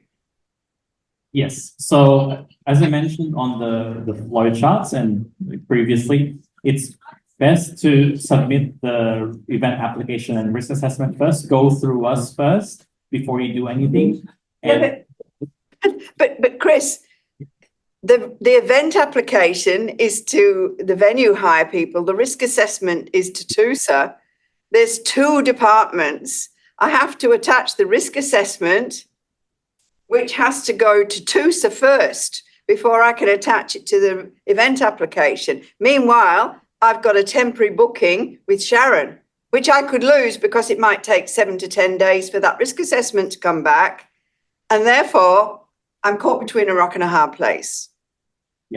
the flow charts actually mention how many days beforehand you need to submit the application form.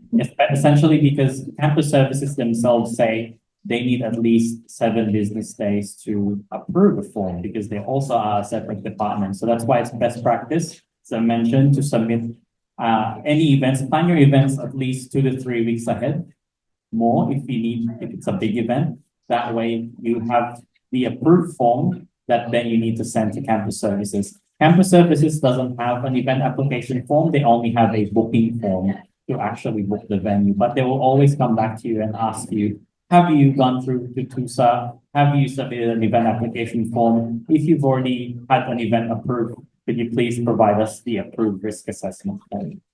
Okay, all right. So the event application form is a TUSA form then, and then the risk assessment is a TUSA form, and the booking that I have to do with campus services is a completely different form. Yeah, it's only one form, and they might ask you to do an online induction as well. So it's worth saying that obviously, like, we understand that the bureaucracy and it kind of sounds like crazy. We work very closely with Sharon. Like, we can work with Sharon to kind of block book these venues and like preempt that they're going to be booked and stuff like that. If you talk to us, we can work with Sharon. Sharon and Chris talk to each other about 35 times a day. If we're aware that like events are happening and these sorts of issues are happening, we can work together in the background to kind of ensure that you can keep your venue and such. Okay, thank you very much. No worries. And just for everyone to prompt, we're not the only stakeholders in the university booking spaces. There's also external organizations like the Antarctic Division next door. You know, could be any externals, could be just like the staff, like unit coordinators that would be wanting to book a space as well. So that's an added like outside, like external risk that you have to incorporate when you're event planning, because you know, next thing you know, like you might either lose out on the booking or, you know, because there's a delay. Like even if you ask to have a booking, like a venue, like, could you hold my booking for me? That booking could lapse as well, because obviously there's priorities that they have to work through. There's a calendar they have to abide by, that sort of thing. So clubs and societies, please make sure that you take that into account in doing that. And finally, BYO, just fairly before we go through quickly, BYO is not allowed on campus as before. Go to the next slide. Yeah. Event agreement letters, as mentioned before, this is a document. You can find this on the CNS resource online. That's essentially something you sign with the licensed venue if you're running events off campus in the licensed venue. That basically states your liabilities and you agree that this is what you do. And that's something that came out in the last year because of something that happened. When something new happens, incorporate new mitigation measures. And bookable system, hopefully you all know that or seen that. That's our booking system. Go through that link. It's also in our event application form. If you want to hire anything, chances are we might have them. If not, then you know we might cover it at a grant or something. Cool. And yeah, you can skip that. That's just basically good practice planning and social media to advertise things. Make sure that when you plan, you also have appropriate run sheets to make sure that you meet those mitigation measures. And I think final preps, that's it really. It's just having all these things that you met. Any questions? Or do you want to go to lunch? Right, I know you want to go to lunch. Me too. Woo! Thank you for listening to my TED Talk. Okay. Welcome back. this pretty much second last part of the whole student leaders conference is about design thinking into 2025, which is next year, in case you didn't know. But we're going to start off with Mark, and we're going to talk about accessibility at our events and at our activities. Take it away, Mark. All good. All right, well, thanks very much for coming back after a very long and hard session on risk assessments, but all very important. And thanks for coming back after lunch too. Now, I thought the best thing to do in the next 20 minutes is to probably start by talking about myself and what I bring to the discussion and of these 2 days. So when I was born, when I was a little baby, my mother thought I was deaf. And I lived, I grew up struggling through school. And I think when I was about 6, I had grommets put in my ears. Never really great at sports. Always the last one to get picked on the team. Or I should say the last one to get picked to a team. And I think that probably carried a little bit of that through into my adult life. But really, I've turned out all right, so don't worry too much about me. Years have passed and finally worked out through clinicians and specialists. I've got type 2 AFSA syndrome. And what that means is it's partial hearing loss from birth. And I say the deterioration of eyesight from about my 30s. So how I experience the world, I just want you to just close your eyes for a minute and just imagine looking into the bottom of a swimming pool and seeing the ripples on the floor of the swimming pool. And then those ripples are neon and they're flashing whether my eyes are open or closed. Then put 2 toilet roll holders over both of your eyes, and that would be my usable vision. Now, it's not to say I experience black blindness on the outside of that, on the outside there. It's more like if you're watching the TV and you see the video footage, and you know how it doesn't fill out the screen properly, and on the sides, it's a bit blurred out. And then put a curtain over the top of that. And then for my hearing, I probably would say, to oversimplify it, got 2/3 hearing, and then there's the difference between, without the hearing aids, the difference between hearing, the difference of fun and sun. Now with the hearing aids, it's great. I can pick up a lot more detail. It means I'm not as tired at the end of the day from really listening in, but it does. Technology is great, but it does come with a few little extra complications in terms of, I do get a lot of squelching. I've got squelching in my hearing aids right now. And so, I sort of play around with them to get it right. And I'll also, a lot of times I'll hear conversations over the other side of the room when I'm trying to focus on conversations in the centre. So, why am I spilling my guts about my life story to you? The point I wanted to make is that you're not necessarily going to realise that people around you have disabilities and long-term health conditions. So the purpose of my little talk today is to make you go away and think how you can make your club or society, not just events, but your clubs and societies more accessible. Now, I think some of you are already doing a little bit in that space, and congratulations to you. It's really appreciated. But I also don't want you to think that this is another layer of compliance, because that's not what it's about. It's about being better organisations and being more inclusive. To have a disability can be quite isolating, and also for people that want to get out. I mean, even myself, I present pretty well. I can move around without tripping over too much. But it does mean that if I want to go anywhere in the evening, I've really got to think about it, and sometimes it just can be a bit like, it's just too hard. You know, I don't know the space I'm going. I don't really know people.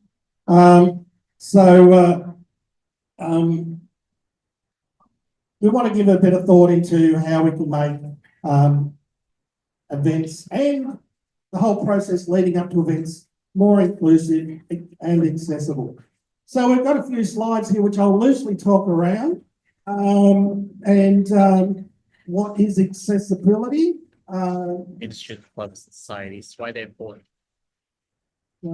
So I think I've spoken about there. It's just the general ideas on I think you all pretty much know to make your club and society and the events that runs more inclusive, equitable,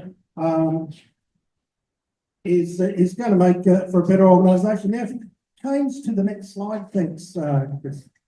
So,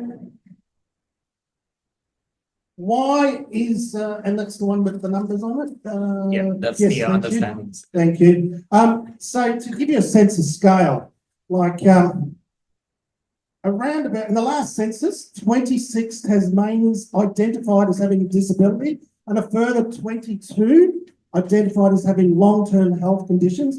That can be as mild as wearing glasses, and it can be as profound as, would you believe it, and classified as a person with profound disability. I kind of feel a little bit uncomfortable with that label, but that's where the statistics have me. Okay, so there's a lot of statewide, but not everyone comes to UTAS, although there are, in the latest figures I saw, roughly 10% of students enrolled at UTAS identify as having a disability. What's interesting about that is that probably only about 5% of students will take up the support of a learning access plan. Now, that is increasing. And I expect that over the coming years, as universities, and particularly a university that's placed in regional Australia, such as UTAS, is required to draw on more students from low socioeconomic, from First Nations, from I forgot the other two now. One's disability, and the other one I've just forgotten. What I'm trying to say there is that I can't see those numbers of disability and long-term health conditions going down. There's going to be more people around us who will have those disabilities. Now, you're not going to know, and a large portion of those students enrolling will be non-divergent. So you really won't know. And yeah, what's happening? Oh, thank you very much. So thank you for that. So, and one of the things is probably thank you for that, very timely to point out is if you're not aware, there's a initiative, a global initiative called the Sunflower Initiative, which when you see people wearing sunflower lanyards or a card, that means that they have a hidden disability. And so what we're asking there is that just give people a bit of space and a bit of understanding when you're engaging with them. So thank you very much for providing that, whoever it was. If people want to see it, like what it is, I was going to say, if people want to see what it actually looks like, oftentimes a lot of neurodivergent folk awareness as well. Just so more people are aware that so we get 2 seconds. Let's just example. Really, I really appreciate that. So many things. Yes. Yes, we do. We do. So please reach out to the Disability Students Collective, DISCO, and we can hook you up with some lanyards, some sunflower lanyards. All right. So what else was I going to talk about there? Students with disabilities. disability effects. So, yeah, if you, another, thing, it's, disability affects all of us, I just took it either upstairs. directly or indirectly. So we know that roughly 85,000 Tasmanians are carers, are unpaid carers. So it's straying off the core of accessibility, but I just want you to think about understanding and how you can be more welcoming to people with other sorts of pressures in their lives. So, yeah, 85,000 unpaid carers, and we know that of carers in general in Tasmania, 30% of them have disabilities. So isn't that something to sort of wreck your head a bit like, wow. So you might think looking around today that, yeah, look, everyone's sort of pretty mobile. Mark's up there, he's told his story. I bet you there's probably a few neurodivergent people in the crowd. But I really want to drive that point home. Disability and long-term health conditions will, if it isn't already, directly affect all of us in some way. Righto. So, Chris, if you could go to the next slide. See what I've said there. Transparency. Building transparency. All right. So, what we're talking about there is, I can understand, you're thinking, some of you might be thinking, well, look, we just deal with a problem when it presents itself. If someone rocks up to an event or whatever, then we'll deal with it. Well, today I'm here to hopefully change your mind in how you think about that. Because what we want to do in terms of transparency, and I get it, there's sometimes where you've got an event, you're holding an event, I think, some of the nightclub venues, such as I think it's Uber or something like that, Yep. which is stairs only. Well, accept that, that's fine, but you probably do, well, not probably, I would strongly advise you to have something in your messaging, in your invitations that clearly said, despite our best efforts, this event is not accessible. However, we do have other events coming up that are.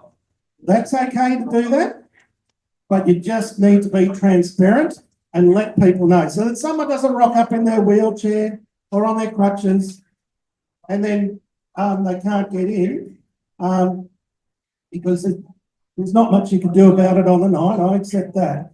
But yeah, really give some thought into and where was I going with the nightclub things? I accept that yeah, a lot of these venues are not accessible for various reasons. And you just need to be quite clear on your advertising and messaging that unfortunately this is not accessible, but we do have other events and welcome anyone to contact you about specific requirements. What else have I got there on transparency? Transparency, I guess we're talking about clear communication. There is a checklist at the end of this, which I'll encourage you to, with a QR code, to go and have a look. It's a great resource, and it talks at length about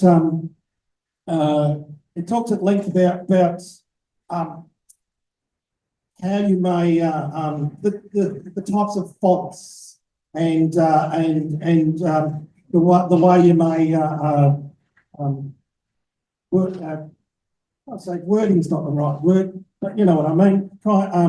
So well, you may not.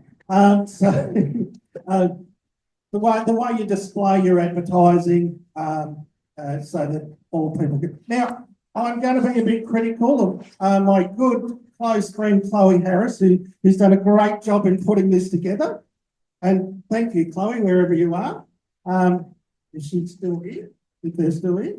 But for me, I can have a little bit of difficulty reading that because it's white print against it's not a light green background, but it is a little bit difficult for me. So just having a little bit of a think about how people might be able to read stuff, but also you might like to think about having an accessible version of your advertising with a link to that too.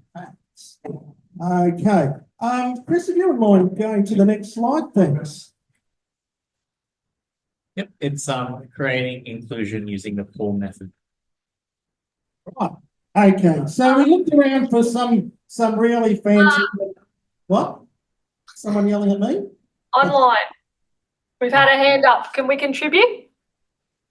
Sorry, what was that? Yep, someone from online wants to contribute. Yep, go for it. Eloise. Eloise, hello.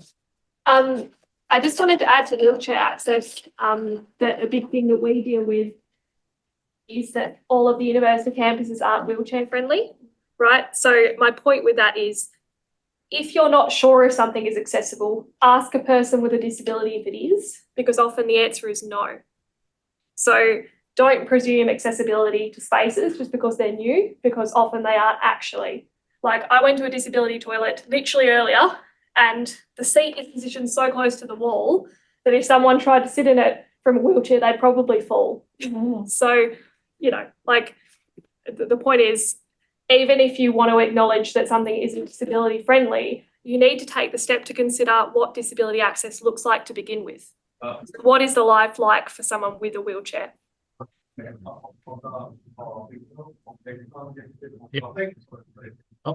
Thank you, Eloise. Thanks very much for clarifying that. That's quite right. You a lot of these places will tick the compliance box to say that they're accessible, but then the chairs and tables are squished all over the place, and in reality they're not. You're going to have to lay some eyes on some of these spaces yourself, and then consult with people around what accessibility means to them. Granted too, that I can talk a little bit about accessibility for a wheelchair user, but I'm obviously not a wheelchair user. So keep that in mind when you are seeking advice. Let's see, the PAW method. So we decided on the, thanks to Renee, the Disability Equity Officer, for helping putting this together. So we've settled on the PAW method, which is POUR. So perceivable, which is deliver information in multiple ways. Readable fonts, QR codes, social media. That's all right. So that's repeating a bit of what I said earlier. Operable, offer alternative activities and experiences. Again, that's repeating what I said earlier. They're saying, well, sorry, on this occasion, despite our best efforts, but here are some other alternatives coming up. And then U is understandable. Ensure event. Messaging is clear and avoids confusion or intimidation. Yes. So I think that one speaks itself. It's fairly understandable, isn't it? So making sure it's very clear. There's no grey areas. And finishing off with robust. Be ready to adapt if something changes while maintaining accessibility. So, and that's a good one because things change. We need to be fairly flexible in our approach and what works for one person with a wheelchair or who's vision impaired or who's neurodivergent. It's going to be a bit different for someone else. So be ready for that. And so when I say be ready, I think we go to the next slide. I think it's my last slide. No, it's my second last slide. What am I saying here? Okay, providing safe and sensory spaces. So I realise it's not always possible. And I realise that some of the events and things, activities that you do you won't be able to necessarily find some of this. But where you can, I think it's really good. Again, if you can't, you need to say that up front and let people know. Sorry, And- Mark, someone just has their hand raised, for Inveresk. Yeah, go for it. That was us from before. Don't worry about it. Yeah, no worries, all good.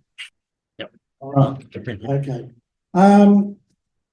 So, I lost my train of thought. Lucky there's a slide here to help me. We want to go, so recovery spaces, give that a bit of a consideration. Flexible schedules, incorporate small pauses. Or downtime, allowing for Oh, people. downtime, right, okay. All right, so you don't want to hear me talking for 10 minutes, you want to have a bit of a break in between. Fair enough. And then, beyond the checklist, think creatively about Accommodations. accommodations, right, yeah, okay. So, yes, I've been at pains here to not incorporate this into a risk assessment because I don't think that this should be a compliance thing. And I don't think that this should be another layer of paperwork for all of you to fill out. It's about giving you agency to think creatively, but also be preemptive in I guess, well, I'll get a little bit technical for a second, adopting that social model of disability, which is about making things accessible for everyone before someone turns up, so that when they turn up, you don't say, oh, right, okay, what are we going to do with you? You've already sort of embedded in the way that you plan events and embedded in the way that you do things. You have a truly accessible experience for people that are turning up who are disabled and have long-term health conditions. If we could go to the final slide, thank you, Chris. No? Yep, what to do next in your club or society? What was that? What to do next in your club or society? Right. Is there a QR code there? No, so this is the second to the last slide. Oh, I really got keen on, didn't I? What happens when you do an assignment about a month or so ago and then don't read the slides or anything, you do the presentation? Okay, what to do, just to repeat what Chris says, what to do next in your club or society. All right, okay. Now, this sounds like I'm asking you to do work, but really, it's basically just So assess your practices. assess your practices, review your events and communications.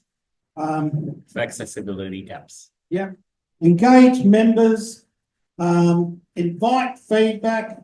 We talked about talking to people with disabilities, and I do give you an open invitation to ask me directly. And if I don't know the answers, I'm well positioned to be able to direct you to people who do. Then also to take action. Take action. Implement at least one accessible improvement at your next event. That's not a big ask, is it? Implement one accessible improvement at your next event. Now, you're probably already doing this, and congratulations if you are. But if you're not, and you know there's room for improvement, and I accept too, you know, sometimes it takes a while to get people on the journey when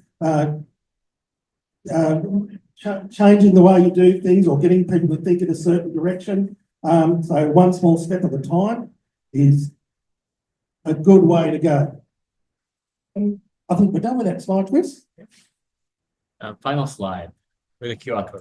Final slide. All right, okay, I want everyone to take their phones out and scan that QR code. I've looked around at varying resources, and I do believe that the Australian Disability Clearinghouse on Education and Training has probably the best set of resources for planning events and thinking about your messaging, your advertising, all up. So please take that QR code, take it back with you to your clubs and societies and use the resources there. we'll leave that up for the rest of the time, I think. Thanks, Chris. I think you're all pretty silent and you're all probably still digesting lunch. I hope I haven't been too boring for you, and I'm really at pains to make sure that this is not a compliance and work-related topic. This is about being more inclusive, recognising that in the future we're going to see more people that are going to disclose their disabilities and are going to turn up and are going to enrol in university and are going to want to look for experiences outside of their academic pursuits. So I think as us, as clubs and societies, we can make things more inclusive so that people don't feel isolated, then we're all in a better position and we're a lot better as a community going forward. So thank you very much for your time. I really appreciate it. And I sort of open up the floor to any questions that you might have. Thank you. I was just wondering if TUSA has any resources for accessible venues and affordable accessible venues and what kind of accessibilities they are. Yeah. Great question. Thanks for that. I don't have the complete answers there. I'm looking at Chris and probably Liam. It's a resource. Yeah, that's it. So it's a resource that we're building, but one thing that is happening that we didn't mention yesterday even about grants is something that we're working on is an accessibility grants line. So allowing clubs and societies to gain access. We haven't even set the cap for it yet, or it's a conversation that is very much live, but it's a new initiative that we're putting forward for next year, is to allow clubs and societies to submit grant requests to help improve the accessibility of their events. And what that looks like and such is something that we're still very much working through with Mark, but developing things like that is very much something. We've got a long way to go in this space, that's for sure. But we're on the journey, we're doing something, so that's pretty good too. Hello, Mark. Great talk. Oh, well, you said we should start small. Do you have anything that maybe we can start with? Do you have any ideas? Yes. Did you not see the QR code there? Did you take it? I did take it, but what, in your opinion? In my humble opinion, I think the first thing to look at would be your events, because that is probably the most likely space where you will perhaps receive some unwanted attention, shall we say. I think have a look at the way that you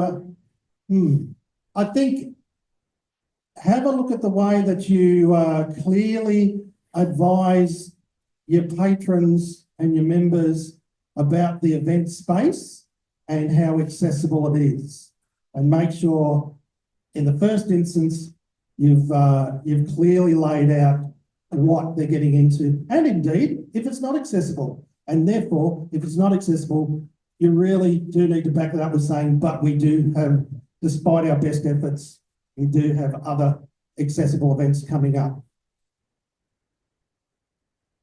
Anyone else?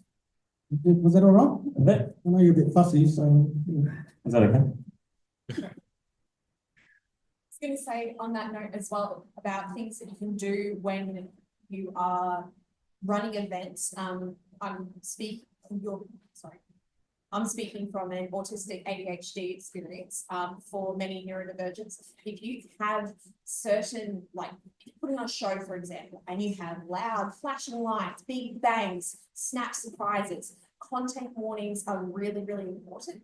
No matter who you are, it's always just good to have a bit of a heads up. That can be something very, very, very helpful. And surprisingly enough, same thing goes with food, with temperature, any sensory input you have. If there's something that's going to drastically change during the course of the event, it's good if you know about it and you can give it a bit of a heads up.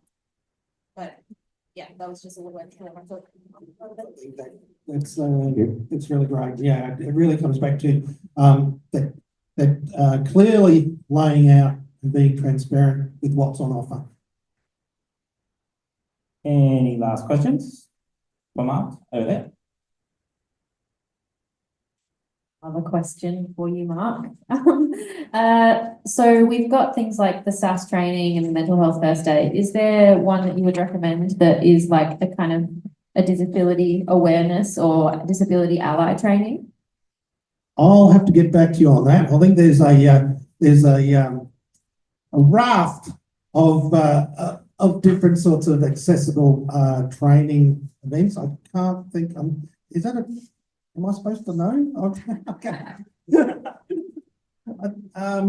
Look, there are certainly opportunities for accessibility training and awareness.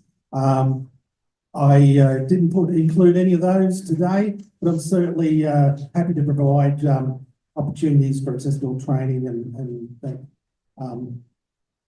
and links to those sort of activities after this talk. Thank you, Mark. Thank you. All right. Thanks very much. I hope you've woken up a little bit now. Do you want me to give the microphone back? Yes, please. Oh. There you go.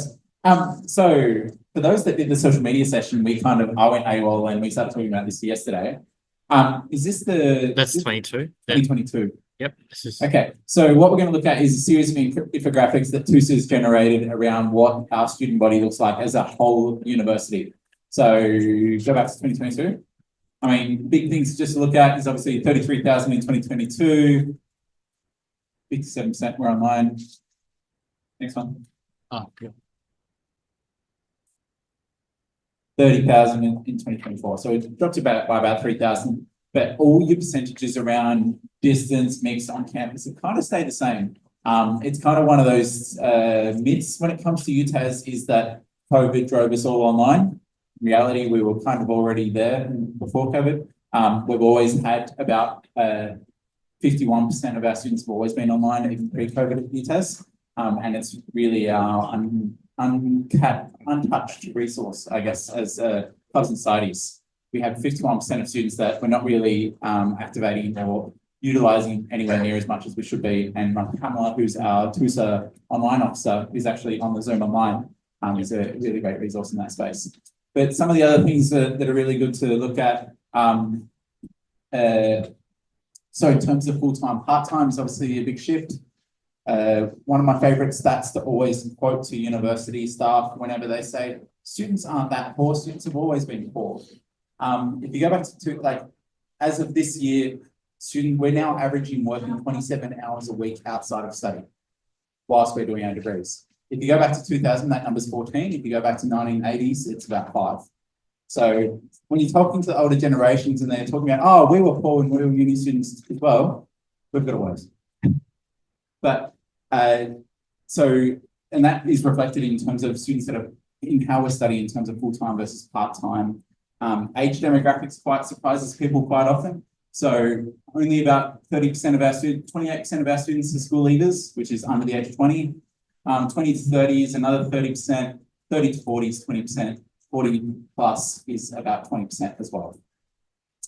You also have gender splits and disability. As Mark said, we're up to about 10% now, which still sits about 15% below the Tasmanian average of the broader community. So as a university, we've still got a lot of work to do in that space. And it's still